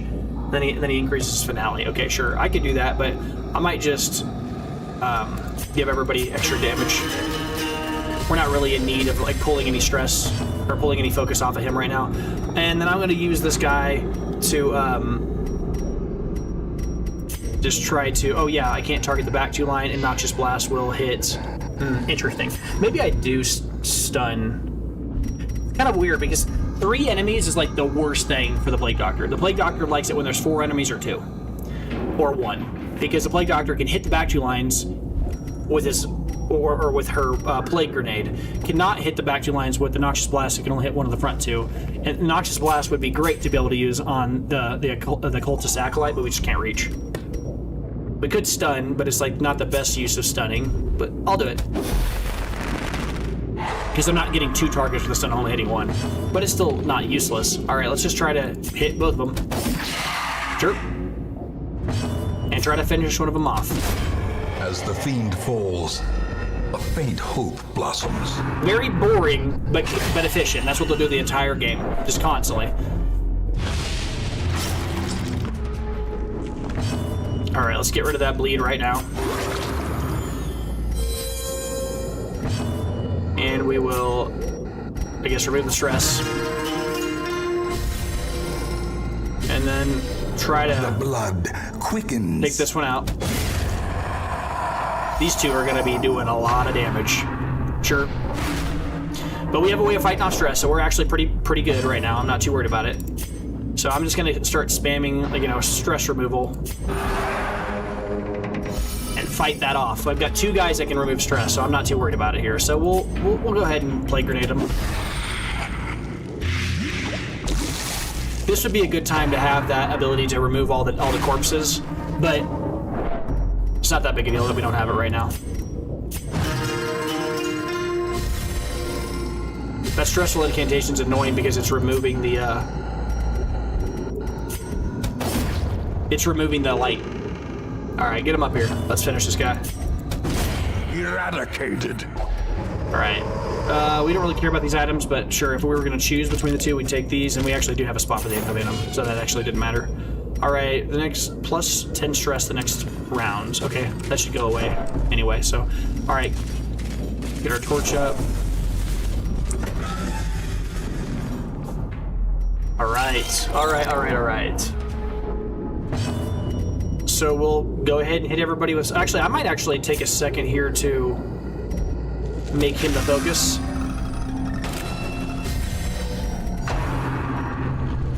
And then just immediately finale something. We don't need extra damage. Everybody's going to kill anything that they hit anyway.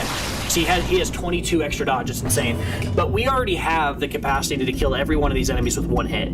I just want him to be able to hit something and kill it. Okay. Alright, that's a few bad things in a row there. Withstand, I guess. So I'm going to use finale as soon as the next thing starts. That's kind of wild. Wild. Nice double dodge is good, though. But the idea that, like, our Plague Doctor double missed is pretty insane. Sure, just kill one of them. Another one falls. Alright, hopefully we get to go fast here with a guy here. We will Noxious Blast, I guess, one of these. I cannot believe we missed that Plague Doctor. That is awful. Bite, sure. Dodge, sure. Or not dodge, I mean... Great is the weapon that cuts on its own. Literally didn't dodge. Alright, hopefully we get a chance. 5 damage, man. Yes, nice. And then we'll go ahead and finale and get out of here. Executed with impunity. And that gets our leper back up to the front line so the leper can actually hit this round. Back to the pit. Rating for 27. Okay. Okay. Take it all. Trifling victory, but a victory nonetheless. I will take the busts over the gems, for sure. What are you gonna take? 1 damage for a few rounds? I don't care about that. Oh, actually I do. We've got 4 anti-venom, my gosh. Use them while we have them. I would rather have the money than the onyx. Onyx are getting, you know, they're just random gems that you may or may not find more of as the mission goes on. All right, here we're gonna go ahead and take a left here. We're gonna take a measured approach and make sure we go to all the offshoot rooms. That way we're not later on struggling to find a final room to get into. All right, here we'll throw this Noxious Blast on the guy that has a lot of protection, because, you know, he's gonna have the most chance of surviving the raw damage of all of our other characters. And we'll battle ballad everybody, I guess. We're not really hurting on stress right now, so I'm just gonna try to deal as much damage as possible early. Kill the second guy. Another abomination. He has almost cleansed from our lands. almost no resistances. Try to kill the right guy now. But no one is kind of ridiculous. He's gonna die anyway because he's blighted. That's great. Great. Slow death. Unforeseen. Unforgiving. One of the things that might have gone unnoticed, I just want to point out too, is that this leper has not missed. That's a big deal, because that's the biggest downside of this character early game. It just feels so bad to miss with this fuss. It's just like swinging a giant like blade, and then just, you're like, how did you miss with that? But that's the downside, that it's like a giant blade, you know? I mean, it's unwieldy. As the light gains purchase, spirits are lifted, and purpose is made clear. Okay. Oh, he opened it, but he's not Klepto. What is he then? He's curious, so he just interacts with curious. Okay, curious isn't that big of a deal. I mean, yes, sometimes it can be bad because he'll open a curio you don't want to promise open. of safety. Or maybe a curio that you'd rather use an item on, he just opens it outright. Like, it would suck to have Curious trigger on this thing in the background because I think it can have some bad stuff happen. All right, don't miss this time. Blade Doctor, hit him, please. Good. All right, that's fine. Tempting Gauntlet, sure. We haven't taken any stress damage, so that's not that big of a deal. I'm actually not too worried about stress. We've got 2 dudes taking care of stress this round, or this fight. All right, attack the front guy. And then you'll attack the second guy and just kill him. Be gone, fiend. Because you have extra damage against Unholy. Just take one of them out if we can. Extra speed and accuracy and crit, sure. Everybody in this team could deal with a little bit of extra damage and speed and crit. Accuracy, all that sounds great. We just missed with the Plague Doctor a second ago, and the Leopard has like a higher chance of missing than a lot of the other classes do, so I'll take it. All right, you're gonna kill both those guys instantly if you hit them with a Plague Grenade, so they have so much Plague stacked on them, they're just gonna die. They're gonna tick out anyway. Actually, he's not. He's got 1 more health. Let's take some time off to get rid of some stress. And we'll kill the front guy. Continue the onslaught. Destroy them all. So unfortunate, he gets to attack 1 more time with 1 health. Hitting for 2 is not that big a deal, though. We're okay. All right, we'll take a turn off and we'll just get rid of some stress on people. Why not? Crit 2, nice. Get rid of 9 stress. We'll take it.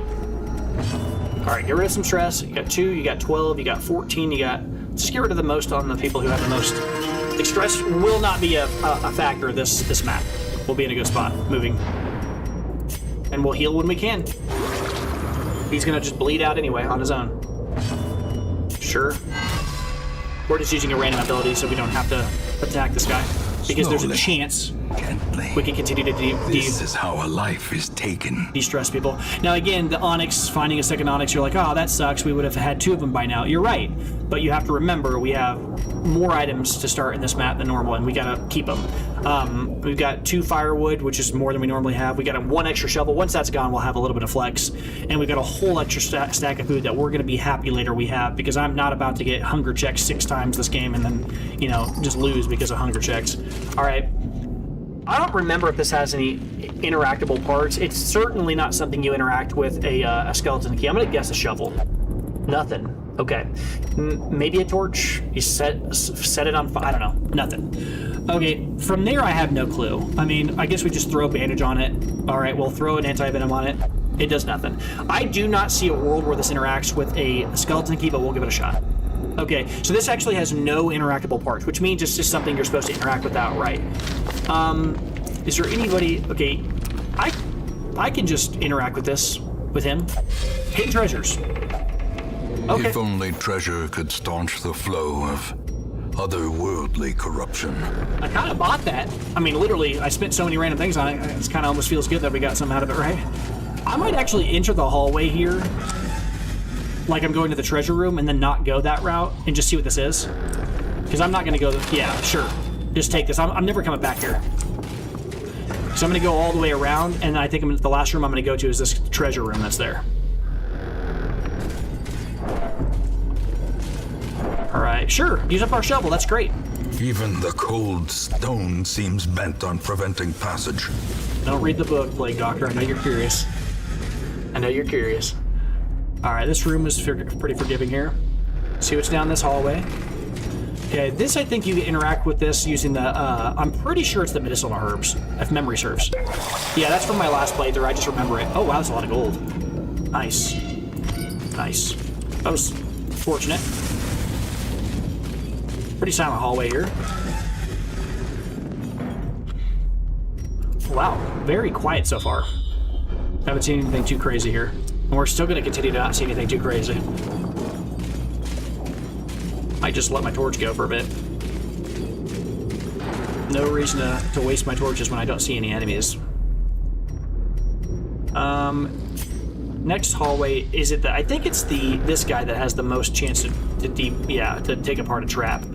So we'll have him do it. Now, we're not as worried with this, though, because remember, like, our guys have we have 2 dudes on our team that can remove stress, so we're actually sitting pretty. Pack has already been looted. That sucks, but There's much worse messages to see there. All right, we'll move forward. Seeing nothing on the ground. Okay, so now, oh, they're all surprised too. This is great for us. Because what that means is I can actually use the torches, increase our accuracy. Match is struck. A blazing star is born. Hit these two guys in the back. A decisive pummeling. And start to work on them. Now this was a choice. I didn't have to do this. In the short run, this is going to help us a lot, having used those 3 torches to... But the downside is... it's going to cause us to have to make a choice later where we decide to actually Their formation is use broken. our Maintain the firewood. offensive. Because I just chose to use three torches there instead of just hold them and then use a firewood after this fight, I was like, okay, these guys can hit for a lot, stress for a lot. There's 4 enemies. If there had only been 2 enemies there, or 3, returns I might have just been like, even okay, the I think I can get boldest through this gaze. because we had the surprise trigger on them. And even though the torch was low, I don't... This is the guy I was talking about having the Lodden for. Wow, they just got to go, I think, 4 times in a row. With 5 times in a row with 3 guys. It's pretty brutal. So look, our entire team hasn't gone yet. Nobody on our team has gone, and they've all gone. And that was after we gave a ballad, like a battle ballad, to make everybody faster. That's some crazy rolling on their team. Like for higher rolls, because everybody in the game has a base speed, and then they kind of roll somewhere in between that. Yeah, it's stupid. Just bad roll. Sure. That's crazy. That's a wild set of rolls there. Yep, you got moved around. Alright. Kill these guys. Lucky. They got so lucky with that set of rolls. They got to attack 5 times, or maybe even 6 times in a row. Their whole crew of guys attacked after us because they were stressed, or they were all surprised, right? Remember? All of their 4 guys got surprised. We got to go, then they all got to go. Then they all went again, and then we These went. nightmarish creatures can be felled. They can be beaten. This is a good opportunity to just spam the food. We have 12 food, folks. I'm not gonna need more than... I would say we have 24 food in addition to what we just found. So this is a good opportunity to find another random quirk. Throw this guy in there, see if he gets a bad quirk, good quirk, don't care. Sure. Stress? Sometimes you just get stressed out in that thing, in that booth, you know, whatever. But sometimes you'll get a quirk that, you know... I like to acquire quirks when I can. Yeah, we know what this does. We don't ever use a shovel on it. We use the holy water on it. But we don't have a lot of space for gems right now, which is annoying. Okay, sure. Well, we got some decent stuff out of this. I could see taking 1 emerald and getting rid of the bandage. We got 2 jade, which is pretty cool. Because we already had 1 jade. All right. They get to go first. And 8 stress. All right. And stunned. Yeah, all the good rolls for that dude. Oh my gosh. Okay.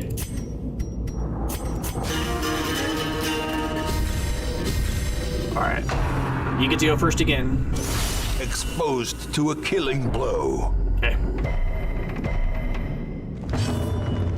Get out of here. Confidence surges as the enemy crumbles. You don't get to attack again. Yours done. Alright, here I could take some time off to heal. We're gonna kill these guys very quickly, but I might Press just this advantage. take out one of them. Give them no And then heal quarter. this round. Alright, we'll remove some stress off some people, and then start healing. We're in a pretty manageable spot. That was just an annoying set of damage. Like, hit healing for 1. It matters. We're gonna win this fight pretty handily anyway, so... Oh, alright. Seize this momentum. Push on to the task's end. No enemy in here would be great. The reason we didn't want an enemy there is because we get to backtrack without spending any torch, right? And then we get to use one of our firewood in this room to sleep, build our torch back up, and kind of cheat on the fact that we only have 7 torches left. I might even go 1 more room, which is greedy, I know, but try to get to 0 torch before we get into the next, you know. Oh, he dodged it. He dodged it. Nice. Or she dodged it. Nice. No enemy in here would be awesome. Awesome. Now we can sleep. Never, didn't even get punished. All right, so we've Gathered got close in tenuous firelight. we've got Uneasy companionship. 24 food, so we can feast if we want to. Get rid of our stress. I'll have this guy come over here and say, oh, he doesn't have he has Zealous Vigil, which is great, but he doesn't have the ability to protect us from nighttime ambushes, which kind of sucks. I was kind of hoping we had that.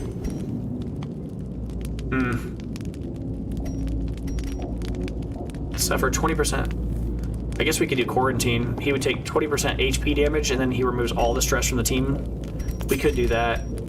Minus 15 stress from one teammate. Minus 15 stress for the next 4 battles for a teammate. We could do that. One companion gets plus 10 accuracy for 4 battles. No, let's do that. We'll do that on the Leopard.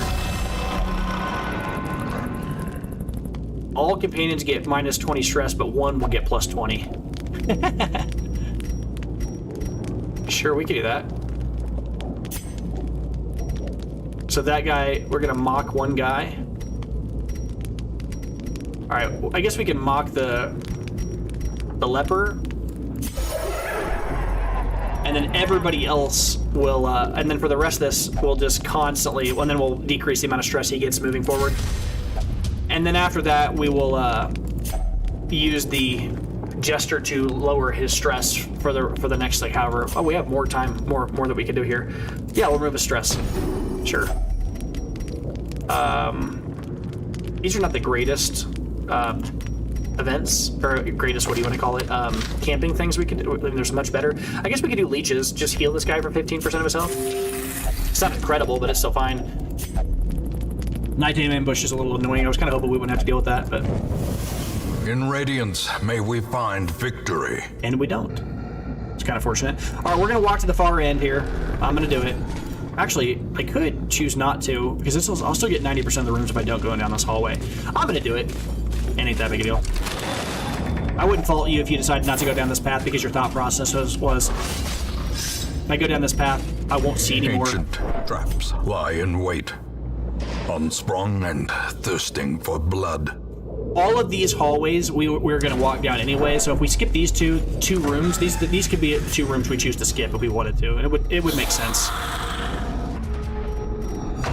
It also costs quite a bit of torches to go this route, but we still have one more firewood that we can use, so I'm not too bothered by that. Don't hit our backliner. Need some time to kind of get him healed back up. That's fine. Nice dodge, too. Alright. Let's just see if we can't take out the frontliner before he gets the chance to attack. That'd be cool, right? De-stress him. Maybe we get to attack before the frontliner gets to attack on their side. Yeah, just take him out immediately. Oh, or we miss, I guess. Cool. Gonna stun. Oh, okay, well. He dodged, too, so that's fine. Alright, let's just try to take out those 2 backliners. We got that blight stacked on, which is real good. Just gonna work on them real fast here. Keep on taking off stress while we can. Work on it when we can. We're not under any real threat right now. Health-wise, the backliner is on low health, which if he gets hit will suck. But we've got 12 food plus another 4. We've got a huge stack, so I'm just gonna try to take out the front 2. He's at 4. Okay. I probably should have just done that slightly differently, but that's okay. Yeah, I should have done that a little differently. I should have had one of them attack the front liner, the other one attack the other, like the back liner, or I guess the second guy. Bad roll. Okay, that guy's missing quite a bit, so I feel almost like not even punished for it. All right, so take some time to heal, because those guys are gonna die just anyways. They've already got, yeah, let's just heal. And de-stress, as always.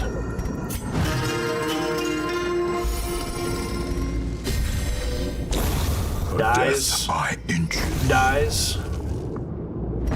He does not have his own self-heal, which does suck. Okay. Ghoulish horrors. Yes. Brought low and driven into the mud. We're certainly not taking the bandage. The question is, would we rather start stacking those blood, or would we rather take the busts? And I'm going to take the bust. Why? We don't have a single person on our team that has the Crimson Curse anymore because I was so aggressive with cutting teammates, so we are fine. So we're going to take this time to keep on gathering resources to build our city up. I'm not going to use the torches. We're just gonna go.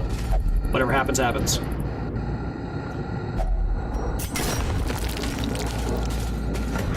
Because we are gonna be able to sleep again here soon. If something bad happens. Sure. Sure.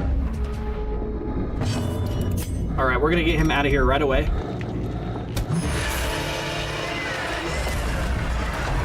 So one of the reasons you have finale on your teams, you don't have to deal with that nonsense. And we do have the ability to move our other guy forward one, so we're gonna be okay here. A little annoying. Not the worst thing that could have happened though. A little bit of cheese that they did to us, but we'll be okay. Plus we have Holy Lance. Don't forget that, folks. He's not out of the fight. He'll be right there in a second. No, sir. You're dead. All right. From here, I'm gonna go ahead and get rid of this bleeding that's going on because that's annoying, and I'm gonna let the two guys in the front take care of business like they need to. Get rid of that stress.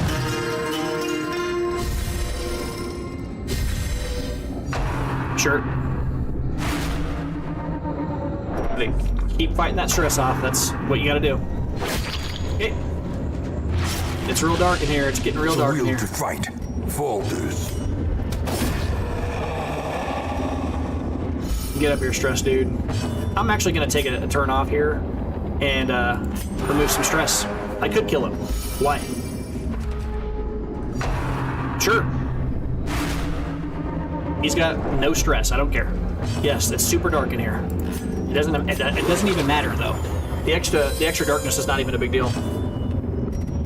Here, I want to take a second to get our dudes in a position where whenever we do like go to sleep, everybody's pretty well dispersed in terms of who has the most damage dealt to them and has the most stress off of them, because we're going to do the same thing we did before.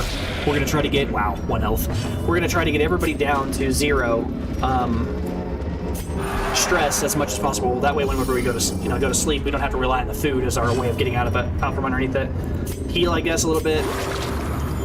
See if we get an attack in before he gets to do his little thing. Nope, Eldritch Pool is annoying. I'll move him out. Cool.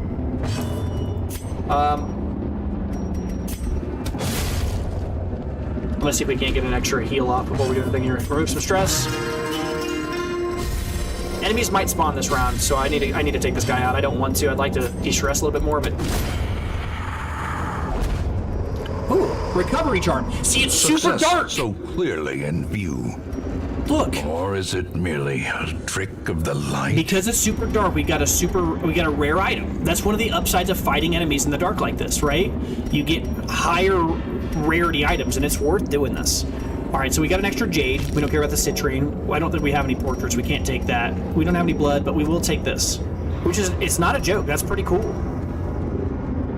You know, we could also, if we wanted to, we could sleep again right here. It's a little preemptive, but we could. If we slept here, the upside is we have one more firewood that's now gone. We have spot to store this. The downside of that is we could have an immediate, like, you know... Actually, no, we should probably do that. No, we don't want to do that, because the whole point of this was to make it so that we could backtrack back in the total night and then not care because no enemies will attack us because it's dark. Or because we've already killed everybody in that hallway. So if we were going to maximize on that, it's probably like this that we go. And we just take that and go. Yep. Unlock this, see what we get. You can go in space for the deeds, which sucks. I might drop the anti-venom here. I mean, there's 3, which does suck, but we haven't even used 1. And we have a dude that can remove bleed and blight, so, I mean, that's probably what we start cutting if we start cutting something, right? Alright, so look at the ground, make sure there's no traps, because remember, traps, look at this. Traps can spawn on you on the way back through rooms that you've already been through. That's the one severe downside of backtracking, is traps can appear. Alright, we're walking through here, we're walking through.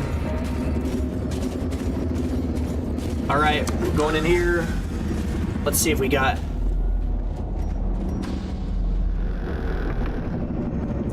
This is a big greedy.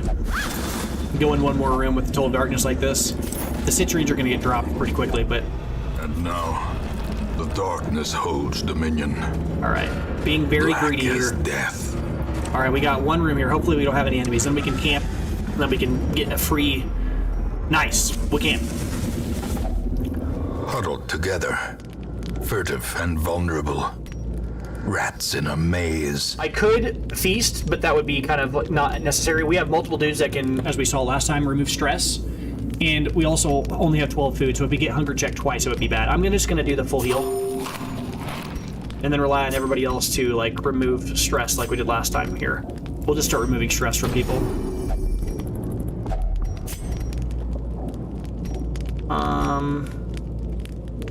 Oh, if afflicted prevents...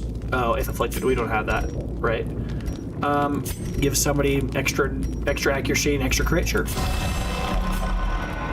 We will heal this... Oh, no, hold on.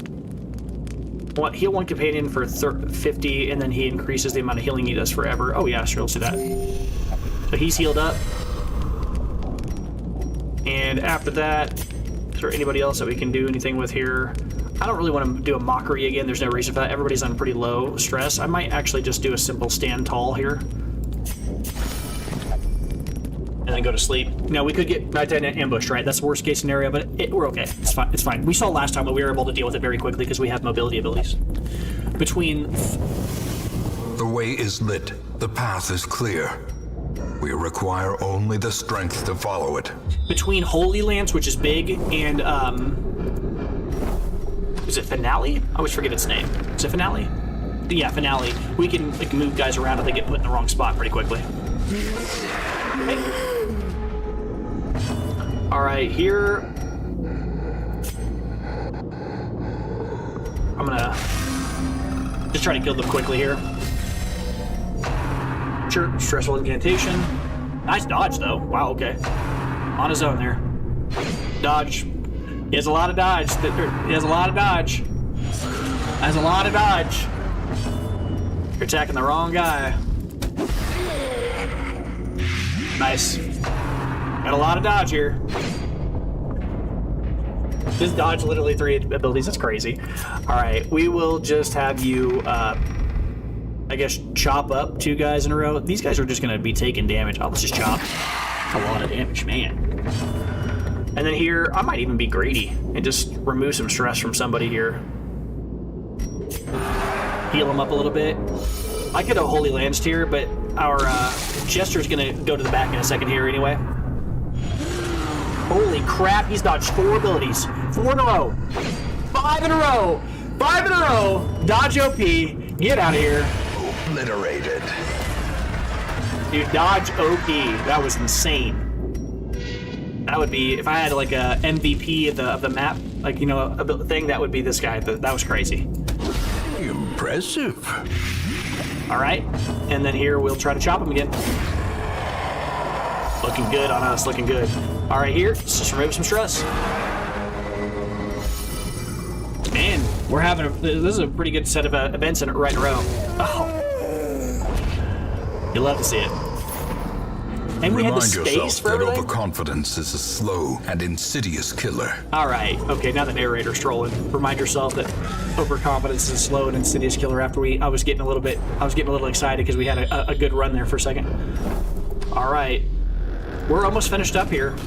This has been a long mission, but it's actually gone rather well. I mean, look at our team. This is a long mission, and I feel like we're doing better in this in total. I've had less fear in this mission than I did in that Short Cove mission. The Short Cove mission scarred me a bit. Actually, let's skip that direction. There's no reason to go this way. That room has nothing. We've already pre-scouted it. There's nothing in that room, and we only need to go to 2 more rooms, I think, and then we're done with the mission. Oh, big boy! And surprised. All right, so we can't chop this guy the way we normally would because he takes up 2 slots. So here we're gonna go ahead and try to take out the back 2 liners immediately. For our Plague Doctor, do what the Plague Doctor does. And then after that, we will, I might even have him dance again. It worked last time. Have him get up there and, all right, we will chop instead of Hugh. Hugh hits 2 people, but when you're hitting 1 person, will only hit 1 person despite hitting 2 slots. So this is just strictly worse than using the normal chop in this case. It's a lot of damage. 18 damage, man. All right, and then I might just Holy Lance and just take him out of the fight. Well, he's not dead. Wow, he's so tanky. Oh. Dodge don't matter. Here, sorry, buddy. Dodge don't matter this time. He dodged it this time, though. That's nice. Okay. Confusion, nerves, Yikes. and panic. Yikes. Yikes, yikes, yikes. It's the first real struggle we've had. Of course, it's against the only enemy type in the game that's on the map that's not, you know, unholy. All right, let's end this guy here. Let's pick this guy, I guess. Decimated. And then I might just take a second to heal some people up. Get rid of this bleed on this guy. They're gonna die here soon anyway, so it's okay. The bigger the beast, the greater the glory. There's a choice here. And I honestly don't know what the right one is. I could remove some stress, or I could just try to kill this guy. Oh, actually, I can't reach him. This is not a choice.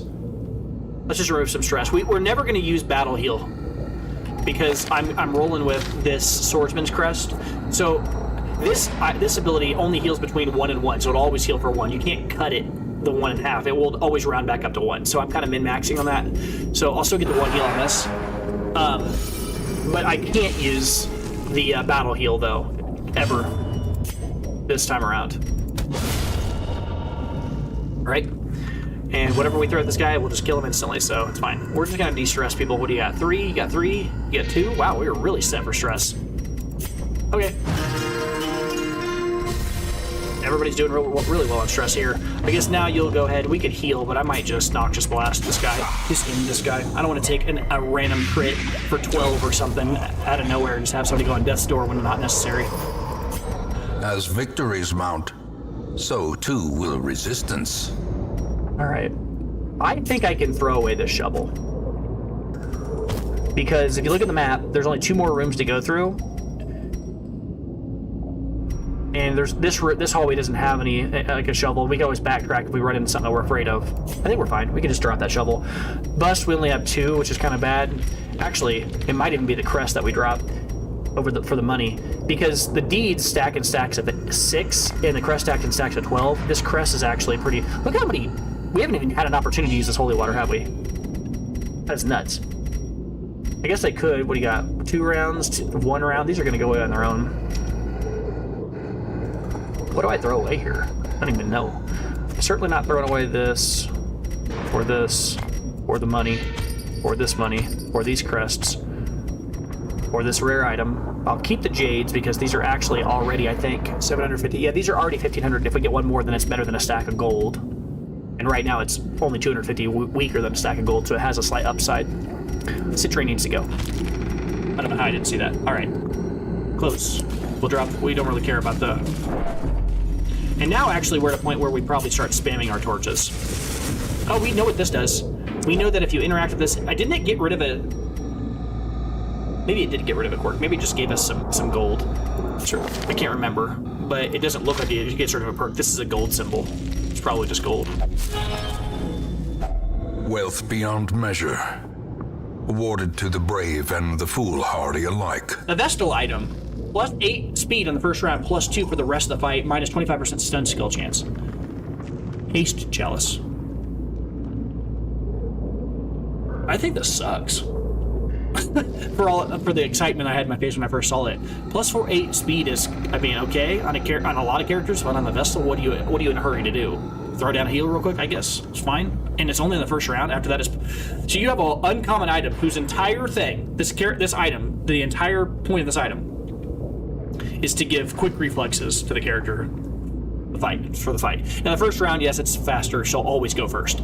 But most of the time, this item just reach quick reflexes. And you gotta think, it also makes her stun skill weaker.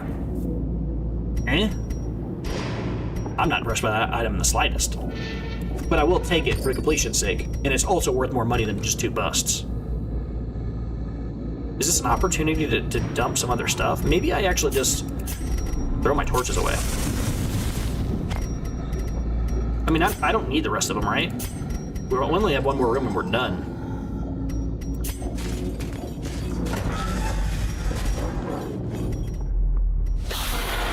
Okay. And we got a surprise. This is a pretty good... We had a pretty good run this time around. I guess I shouldn't say that. Our jester's pretty low here. Could just die here.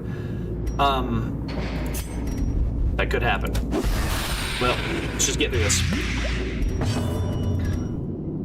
I'm gonna tempt fate, though. Get him up there. Target me. I got a lot of dodge. Let's see what you got. Alright, we'll have them target him, I guess, too. Whatever. And then from here, we'll just try to take out somebody. 12. Alright, not dead, but sure. Yeah. Dodge.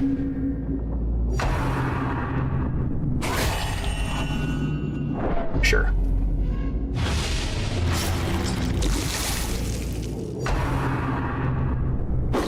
Okay.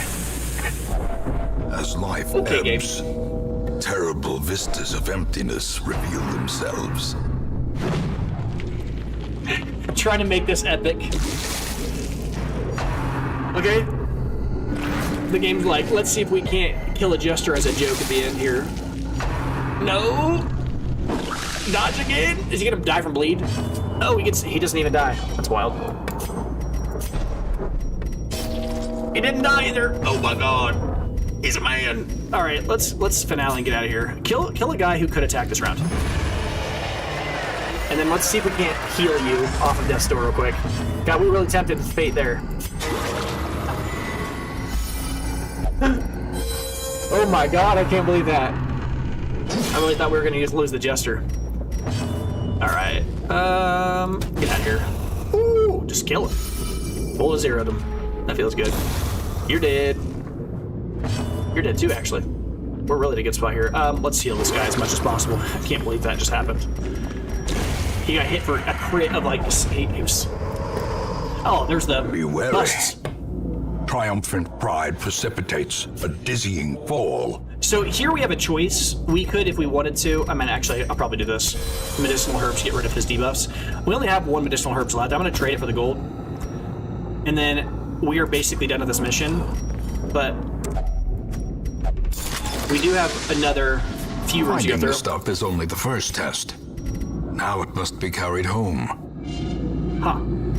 I guess I just use 4 food on the jester, and then we're gonna get hunger checked, maybe. But if we do get hunger checked, do I even care? I don't think I do. We have no stress on our whole team. That'll give us an extra spot here. We can ignore the citrine, because like that's kind of what you're supposed to do, because it's just not good. I'm gonna go this last one here, this last room real quick, and that should end the mission. If we see, okay. If we see, we didn't. If we see a wall that we have to dig through by hand or whatever, so be it. We have almost no stress, so. All right.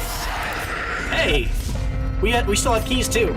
Oh, we actually knew what was in this room. What am I talking about? All right, let's end these guys real quick because we're almost done with this mission. This is the end of the mission. Oh, I didn't mean to do that. I meant to. Still good. I meant to actually light them, but that's fine. All right, here. Let's go ahead and just give everybody balance, make it faster and stronger. And I'm gonna have this guy, instead of Hugh and hit 2, I'm just gonna attack the front line for full damage because our Crusader is gonna kill the second guy, hopefully, because he's unholy instantly. And then the other guys are stunned, so this might just be perfect. Heck yeah, that worked out real well. All right, you're stunned, don't care, don't care. All right, so we basically start the fight with 2v4. Sure. Really picking on our Jester, huh? They really don't like our Jester. Our Jester has been doing what a Jester should do, though, this round. Taking all the focus, getting real close to the Jester's door. to Death's door, and then just trolling his ass off the door. That's funny. Jester's door. That is kind of what it was, though. Alright. Inspiration and Alright, we'll heal. improvement. We'll clear these bodies. 2 crits is hilarious. Rain in the forest? And this was kind of, that was like a feel good and then like a right in a row. Sure. I'm not really worried about being tempting gobleted. That doesn't bother me too much right now because, again, really the only thing that could possibly go bad right now is some crazy crit that takes somebody to Death's Door and then a status ailment. Sure, might be able to just kill them both. This expedition at least promises success. We don't care about the swordsman's crest here because we've already got one. But an argument could be made that it's better than the holy water, because holy water literally is doing nothing. It's just sitting in our inventory. Yeah, I guess technically. Here we'll open this, see what we get. Oh yeah, nice. I guess we do still got to go to one more room, don't we? Oh yeah, because we only did. Yep, we do. Oh, that one's empty. That room's empty, and that hallway's empty. But we will have to dig by hand through that hallway. It did end up happening. We ran out of shovels, but there are no enemies, so it's okay. We just got to get to that last room, and then we'll have completed 90% of the rooms. So we got to dig with our hands one time, which does suck, but that's all right. Ain't that big a deal. Take a little bit of stress. All right. Without tools of iron, you must rely on flesh and indefatigable purpose. Sure. You know, we could be greedy. One more room, see if we get anything, because this last room is going to be dark. It's going to be pitch black. We're all at full health. Maybe we get a really good item roll. Closes in. Look. Haunting the hearts of men. We could drop the keys, the skeleton keys that we have, extra skeleton keys. Sure, maybe these guys drop something decent. Who knows, right? All right, let's just try to roll some good stuff. Don't need to leave if we're all looking really healthy. I mean, everybody's fine. We'll remove some stress too. Why not? Again, these guys could crit and tear us apart. It could be bad, but. Or we just dodge. That's nice too. Sure. Double dodges when it's pitch black is pretty wild. And we killed the guy over the left. That's nuts. Okay, see, dodging a lot more common at night. Okay. Still is okay. That's still okay. We're doing just fine considering the circumstances here. Get rid of some stress. Oh man, this mission's been funny. Okay, hit for 0. What, stun him? It's okay, that's fine. Not a big deal. Go ahead and heal while we can. This guy's dead. He's just waiting to die. A singular strike. Best case scenario there too. We got a crit there. All right, look at that. Heal up a little bit here, and then. Oh, oops. I double-clicked the food and then drank the blood, and then he took half his health. Well, that's great, because that lets you finally see what that does. If you drink blood when your character is actually not infected by the Crimson Curse, they take an enormous chunk of damage, and then also they get stressed out. So now you get to see what that is. It's good that it happened now instead of later in the game. All right, we'll go ahead and switch out for the key. I mean, it's a marginal gain here, and I'm going to be a little irritated if I walk in the room and there's a thing I can take. But let's go on in. See if there's an enemy in here. Anything crazy? Nope, we're done. All right, it's all right. We're out of here. Quest complete. Overall, did really well. It's a long quest, too. The corridors and sloped walls of our ancestry are beginning to feel familiar. Look at the crest and the busts. We walked out of there with a whole host of stuff. A lot of money. Got some portraits, got an immunity mask, which is good for the leper. As I said, your frontline tank, you really don't want them to get blighted or bled on because they have a lot of base health. It's great. Look, that's what we got. Minus 10% max health. Well, it doesn't matter if he's not getting bled or blighted on, right? If he uses an ability that gives him extra protection, it's almost like he has more health. So this item, I think, is a very, very well-designed item. And that plus 40% stun resist on top of it, good lord. This item is already, reliably okay if it just had the bottom 3 lines. Honestly, it's not a bad item, but having 40% stun resist on top of that, clean item. I like this item a lot. But, I mean, I'll use this a lot. But looking at what we got here, we walked out with a lot. And I still think it's so funny that mission required two nights of sleep, right? We had a huge mission. It was a long mission versus the last one we did was only a medium. And the medium one, we lost a guy and it was way worse. What was the difference between those 2 missions? We had a nighttime ambush. Nighttime ambushes, man, they can just wear you out. Ruins Adventurer. He learned that from being here this entire mission. Not exactly the greatest thing, especially on a character who does a lot of bleed abilities. Not exactly what we wanted to see here. Demonomania is not something we want. We want to get rid of that. All right, didn't get any good rolls on quirks there. That's okay. Curiosity, interest, and obsession. Mile markers on my road to damnation. Just want to say again, man, I really love the voice acting in this game. What an incredible game this is. Let's see what items we have here. Well, we already have a Dazzling Charm. Accuracy Stone is fine, but nothing I'd be excited to buy. Stun, Skill Chance, it's fine. We've already got that. This is actually a weird case of something I think is strange. Most of the time, I've talked about this quite a bit, most of the time, when you find an item that's class-specific, it's better than a generic item that works on everybody. If you compare item to item at the same tier of difficult or of rarity, right? A good example of that would be, as I've said before, you look at something like a Dodge Stone, which gives like +4 dodge and -1 speed, and then compare it to like the Antiquarian Marbles, which I think I still have, right? I think I lost those because when our Antiquarian died against that one boss, we might have just went ahead and left it. Yeah, we might not have those anymore. That's okay. But items that are specific to a class are usually better than items that are generic and were, usable by everybody. But there is one case I can think of where that's not. There's this weird thing that happens. Look at this. The Dazzling Charm is a generic item that gives +10% stun chance. Why is there also a Stun Stone that does the same thing but -1 speed? It's just a strictly worse version of this item, Dazzling Charm, which is just a great item. Now you might say to yourself, well, yeah, but this one costs more money to buy. Yeah, but what I'm saying is, slot for slot, this is just a strict upgrade of this item. On everybody, which is kind of wild. That doesn't happen much in this game, I've noticed. Okay, yeah, but I don't really need any of these items. I already have them all. I mean, the accuracy, I already have them all. I already have a few items that give me accuracy. I mean, I guess I could justify buying one accuracy stone because I don't have one, and it kind of gives our guys something, but I'm not excited about that. I don't really care that much about an accuracy stone. As far as characters go, let's see what we rolled here. We need some new blood, because we lost people here recently. Photomania is awesome. Automatonophobia? Why would that be fear versus humans? Automatons? I would expect it to be like homophobia or something. Oh. Not what I meant. But anyway, yeah, okay. Yeah, I get it now. Unyielding. 10% yield. 10% death blow resist.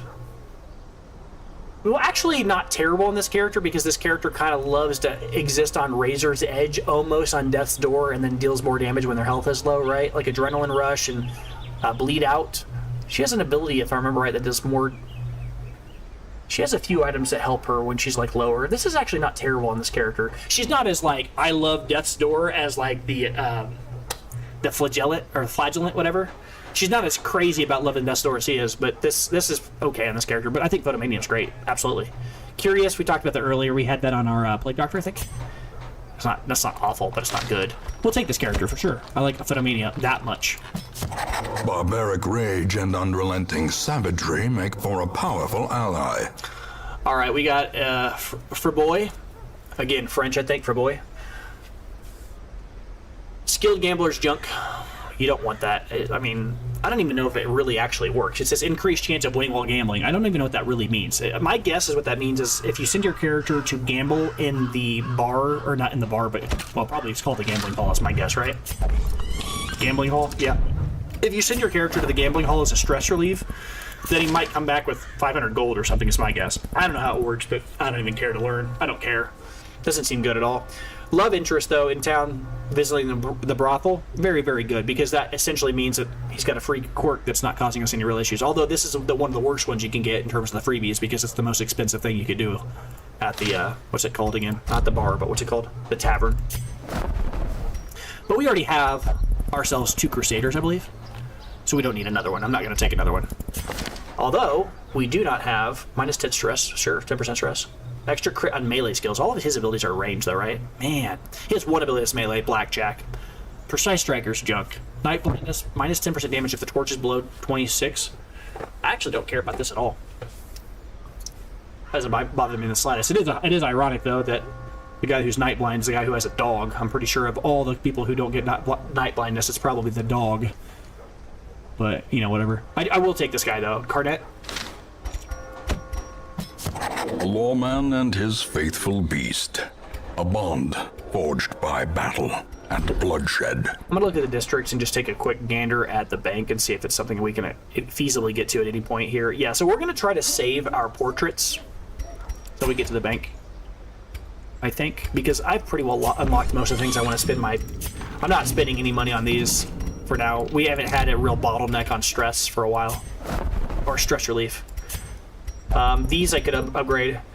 Might actually be worth upgrading the Stagecoach network to start seeing more people, but I don't know. I think I might need to use those deeds over here on the guild. Is that right? No, it's not. Oh!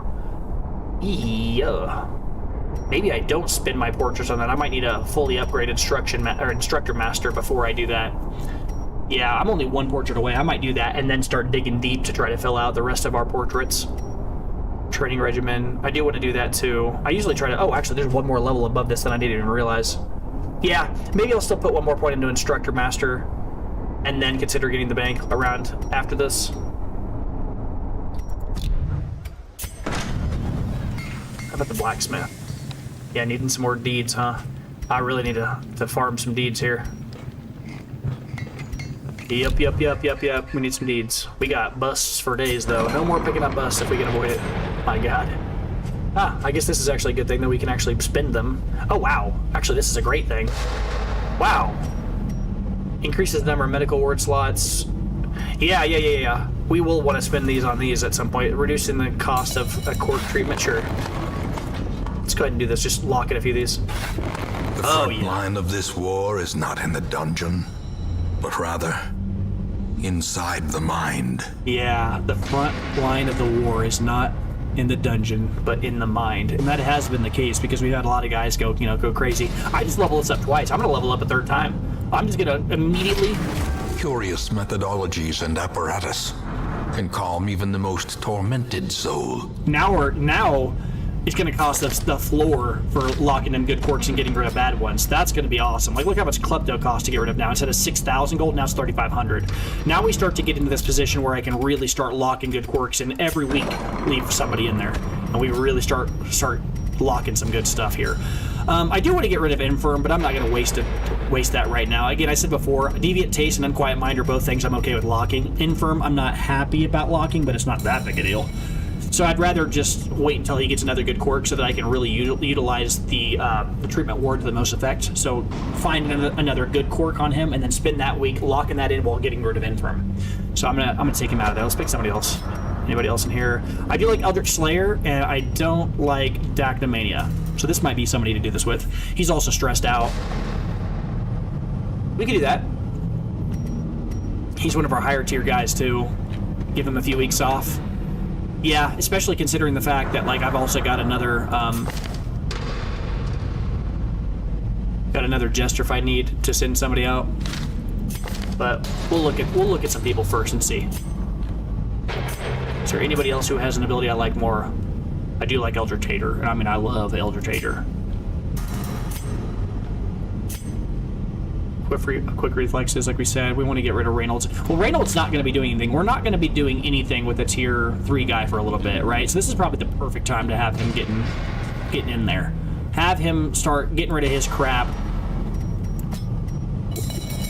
Wait, what?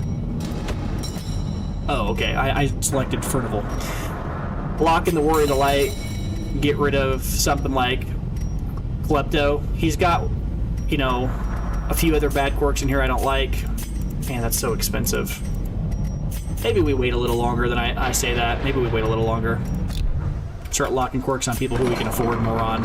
I mean, we are at the lowest cost it's ever going to cost us to lock quirks, but we don't have infinite money right now. It'd probably be better to wait for Reynold until we get a bank or something like that and we start rolling a little bit more money. I'll come back to him later. And it's also not a big deal. If we never do unlock anything on that and Reynold eventually dies or something, we're not super bothered by it. It's not a big deal. I'd much rather invest my money into people who actually don't have extremely bad abilities right now, and keep them leveled when possible. Said here, I don't really like any of that. Harriet, what do you got? I might actually check these a little bit more efficiently. Just look at it like this. Tone Deaf. As I said, I like Eldritch Hater. Extra damage or range skills makes no sense on this guy. Tough is fine, but it's not exciting. I don't really have anybody that has abilities I love. I mean, I do. I think it's Sinless. Sinless is gonna go. Sinless has Eldritch Slayer, which I like. I want to keep, of course, but then I also want to get rid of claustrophobia because it's obnoxious. Also, Dead Hitter is not great too on this character because Yeah, this is the guy we need to start working on. We really don't like claustrophobia or dud hitter on this guy. Because claustrophobia is obviously bad on everybody, but this character loves being close to death's door. So, we don't want him having that. We can avoid it. Let's get rid of that. After that, is there anything else we can do guild-wise? Can we, like, level anybody up or anything like that? Yeah, we can, but I'm not going to do that until I decide where I'm going next, which is usually a good idea. Let's see what we got out here mission-wise. What's available? So we could go and do, as I said before, kill the Siren. That's an option. We could also go over here and do kill the Swine Prince. These are all things that we can consider, and these are probably going to be things, if I'm being honest, I might do next time. I don't think I'm going to play again. It's already 10 p.m. I might take a little bit of a break. I've been playing for 2 hours, 50 minutes. I might take a break. That said, I'm certainly going to play tomorrow. I'm having fun. One thing I will say, though, is looking at these available missions. Look at this. These missions have the exact same outcome. I mean, down to the item, everything. It's the same exact rewards. Bleed Amulet, solid, plus 20% bleed skill chance and resistance. So you basically just are like the tides of blood are more on your side when you run this item. It's a solid item. It's an okay item. I'm not super excited about it, but the main thing I was going to say is look at this. So we have this item up here, Fresh Air in the Tunnels. Fresh Air in the Tunnels is the equivalent of the Silence in the Crypts. This is the mission you'd want to run if your goal was to immediately go find a Swine Prince right away. But we don't have the option to do so because, unfortunately, as I said earlier, we don't have anybody that's up there in level. We have like a level. We have 2 level 2s and a level 3. I'd rather just get a few more people up there before we did that. And then we also have Lost and Found. Actually, don't remember what Lost and Found is. I might actually literally look that up. I don't usually do this, but I feel like I usually know these things. Lost and Found Townman. Dark Dungeon. Been a while. Lost and Found. Oh! Free weapon upgrade ×1. I remember when I first found this item, or this event, Lost and Found. So it gives a upgrade to a weapon ×1. So you can go upgrade a guy's weapon up ×1. I actually thought it was way better than it was when I first had this. I thought it made it so that you could upgrade every character 1 level of weaponry. And I was like, that's insane. And then I imagine my surprise when it only works on 1 character. It's like, it feels like crap. Especially if they're low level. But if they're like a level 5 and you're upgrading to the level 6, I think at like those higher levels, it's like 6,000 gold or like 3,000 gold or some absurd amount to upgrade them. And it can matter a lot up there. But yeah, I'm not super excited about Lost and Found. Swift Cloak's also mediocre. I mean, +2 speed. Okay. Minus move resist is whatever. But the thing that's interesting to me is looking at the availability here. Life Crystal, not a huge fan. The thing that's interesting to me in terms of items that are available out here are actually what's at the boss's location. So Manslayer's Room's good too. Being able to deal extra damage against anything is always good, especially if you have a mission where you know there's going to be a lot of those things. But what's interesting to me are the 2 bosses right now. Both of these items at the boss location are good. The Wounding Helmet. It's a very rare item specifically for the Bounty Hunter. Plus 25% damage from all melee skills. That's all he does. I mean, he does have caltrops, and he does have, like, that, you know, hook where he pulls you near. But the dude has Finish Him, and he has Axe to the Face. And those two things do enormous amounts of damage already. You throw this Wounding Helmet on him, he's just killing everything. I mean, you throw something in front of him, he's killing everything. Minus 25% move skill chance, and you're like, well, that's weird. Like, he's going to get moved more? No, move skill chance. Remember, he has the ability to throw out that thing and pull. So this is going to make it so any of his utility abilities, like he has a stun ability and he has a utility ability, it's not going to work. So you wear this when the goal of that fight, or the goal of that mission with your bounty hunter is just to kill everything. He doesn't pull, he doesn't throw caltrops, he doesn't stun, he just kills. He's an axe murderer during that mission. It's a really good item. That's not a cost, right? If you make him, if you build him, you put that item on him, and then you also give him, say, for example, like Dismas's head. Now he's dealing 50% extra damage on top of his base damage, so he already deals a lot of damage. And then if the boss is a human, he's just 40. It's absurd. He can hit for a lot. Very good item. Big fan of that item. Other one, though, is this. Legendary Bracer. Also a really good item, and in my opinion, better. It's not 25% damage, it's 20% damage, but it's every character ever. This is, I think, might be my favorite item in the game. -1 speed is, it's a cost, but it's marginal. Plus 10% stress, I don't care about that. That's very little stress at all. I mean, honestly, it really doesn't matter that much at all. especially on a short mission. If you're doing a short mission, it almost doesn't even say anything. It just, because think about it. Think about what stress is, right? The longer the mission goes, the more that stress matters. A shorter mission, stress doesn't matter as much. But damage, obviously, the longer a mission goes on, you'll have dealt more damage and it will have lasted a lot longer. But what I'm saying is, more damage is always exciting, and the stress part doesn't have as much of a cost. So I usually use Legendary Bracer on missions where I don't have to worry about stress, right? Or shorter missions. I think Legendary Bracer is the real deal. I think it is the way. It is, in my opinion, in my estimation, probably the de facto, default item to put on your damage dealers when you have nothing else to do. I love this item. I think it's great. So that will absolutely be what we go after on our next mission. But I am going to stop here. That will be what we do next time. I need to think about who I'm going to bring, though. Because the Siren, again, luckily, the Siren is weird. The Siren is unique in the sense that if your team is evenly distributed in power and they all have a lot of utility but not so many damage abilities, you can actually surprisingly sneakily kind of get around the whole mini game of their ability being stealing your guy, because all your guys are weak and they all have mediocre abilities anyway. You're kind of running in there with a bunch of dorks that don't have good abilities. You don't want to go in there with, this is not the mission to go in there with the bounty hunter and then throw what's the ability here on the Plague Doctor?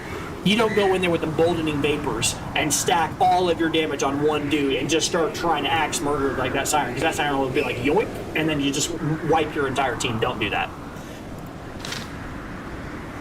Yeah, so in this particular case, what I would probably do is probably roll with 3 or 4 dudes that have a lot of weird little utility things. Maybe tank style characters that deal damage but aren't themselves they're not disgusting. I do like the Houndmaster, but not so much on this mission, because the Houndmaster, even though it is okay, because the Houndmaster has a lot of weird utility abilities that don't deal damage. And if you select just one damage ability on him, which is the Hound's Rush, I think it is that what it's called? Hound's Rush. If you select this one and then pick all utility abilities for the rest of his abilities, and then they steal the dude, then it's he's almost not a threat, because he only has 1 in 4 chance to even hit one of your guys. I do like that, but the downside, though, is that the enemies at that location are not particularly weak against bleed. Right, so you really want to bring somebody who's going to go in there and deal damage to bleed, or deal blight damage. So this is a great time to bring a grave robber, which is unfortunate because our grave robber is under leveled. It's a great time to bring a blight dealer like the Abomination. The problem with the Abomination is that this dude switches forms and becomes, transforms and just starts rolling ranks against your team. He can just absolutely roll your team in damage. It's not a bad team to bring a Vestal, or a bad enemy to bring a Vestal against, because the Vestal just heals. So the Vestal will be on her team and she might heal the Siren, which is kind of a little annoying, but it's not actively killing you. And if you're stacking Blight, your Blight's going to overpower the one-time heal, so Vestal's an okay one to go against as well. You could also bring the Musketeer, but if you bring the Musketeer, you want to de-slot aim shot and go with something like Sidearm or something random, because the nice part about that, right, you give her all these utility abilities like Call the Shot, Sidearm, and Patch Up, and then get rid of all the other abilities that are deal a lot of damage to one person, because if she Sidearm shoots and then afterwards leaves the Siren's team, she comes back to you with speed. She still has the speed buff. And then that means that she'll get to attack before the Siren then gets to steal them back, and then she can get some cheeky damage in. And then you might even be able to sneakily do something like Sidearm Shot again, hit the Siren before the Siren gets the chance to steal, and then the Siren could take her after her attack for that round, which then means she can't even do anything that round, which is, you can do some cheeky things there. I don't know. I don't really think our comp is very well set up to fight her. I might not be able to do this. I mean, we do have this dude. I mean, a lot of extra damage against... Honestly, that's pretty good. Maybe we can. Maybe we could... Oh, wait a second. I'm wrong. We can do this, I think. We've got Plague Doctor. Plague Doctor, Mr. I Hate Eldritch, any warm body, and then one damage or one tanky got it. I will not be bringing the Leper. The Leper deals enormous amounts of damage and has abilities that debuff the opponent's damage, but the Siren doesn't deal damage. She really doesn't. So I don't need to debuff her damage. I really need to like deal with the fact that she's going to be trolling us and, you know, stealing our guys. So I'd much rather have somebody like, even though it's a little weird, have like the Crusader on the team, because even though he doesn't deal as much raw damage, he has like utility. Like, okay, think about the Holy Lance, right? If they take the Crusader gets put in the back spot after he returns to your team and he can't attack. But if he has Holy Lance, he can get right back up there. That's not good for the Leper, right? If they steal the Leper, not only is he going to smash your team, but then they return him, and then he goes to the back line and he can't even attack the one turn he's with you on your team. Not good. So you don't bring the Leper against this team. And you might think, well, these other two guys also can't. They can't really move. Yeah, but when they steal these guys, they return them into the back 2 slots. They love being in the back 2 slots. That's not a problem. So you want to make sure your 2 frontliners, whoever you bring in here, are mobile. This would be a great time, by the way, to have a shield breaker, who we just lost at the Cove last time. That sucks. We got to figure out one more person to bring with us. It's probably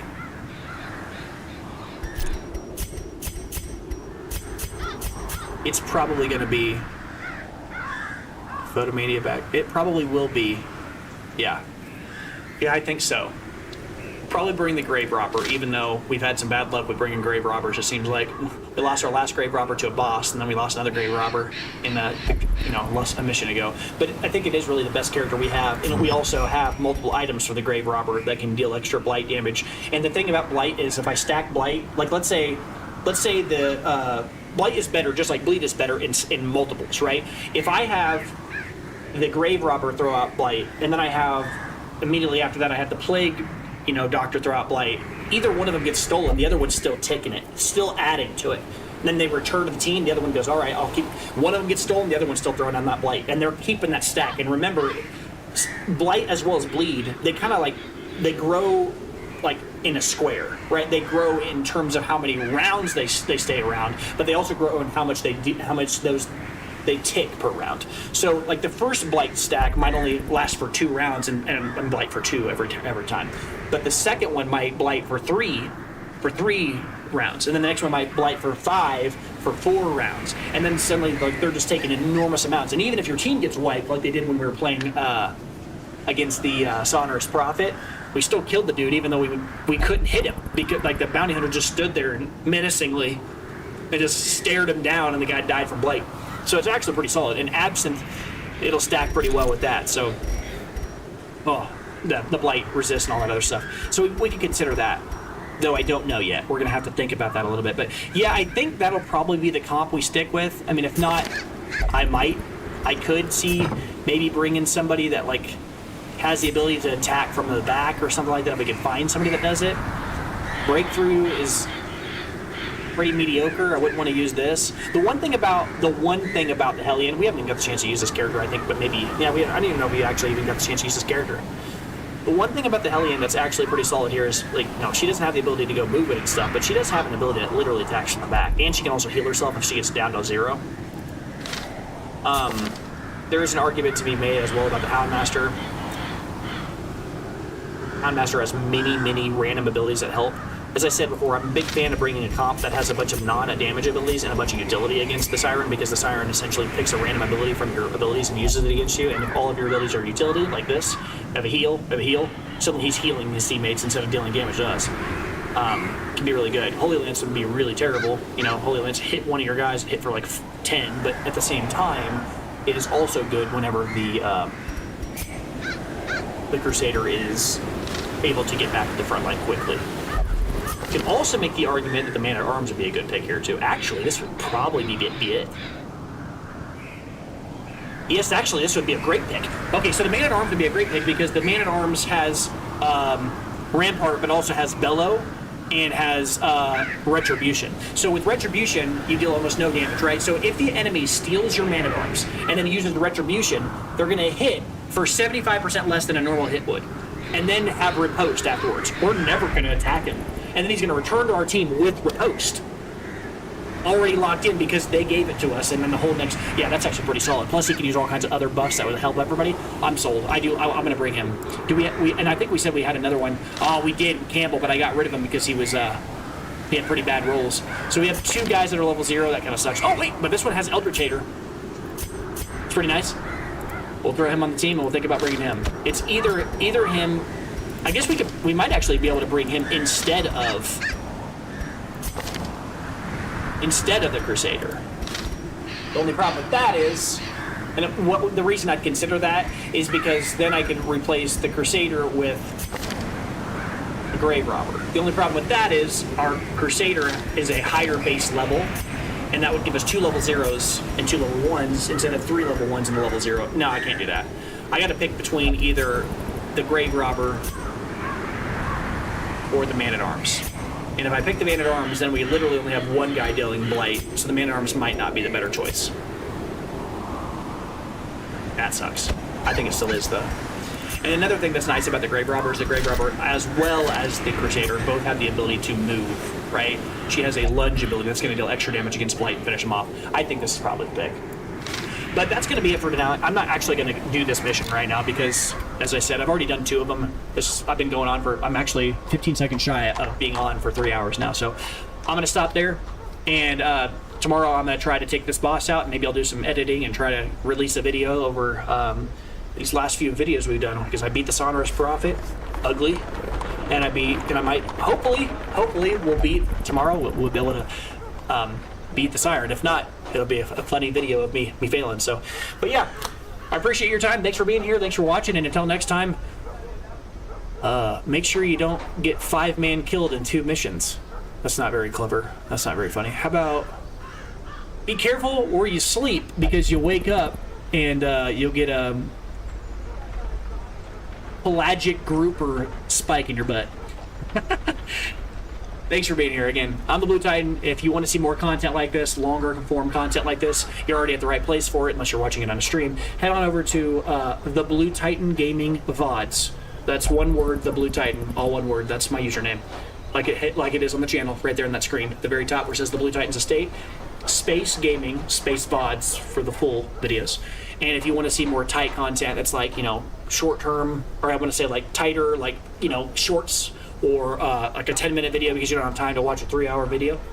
I understand we all have lives. Then head over to the Blue Titan Space Gaming without the VODs at the end. Those are my 2 main channels, sister channels. And then until next time, yeah, I will see you then.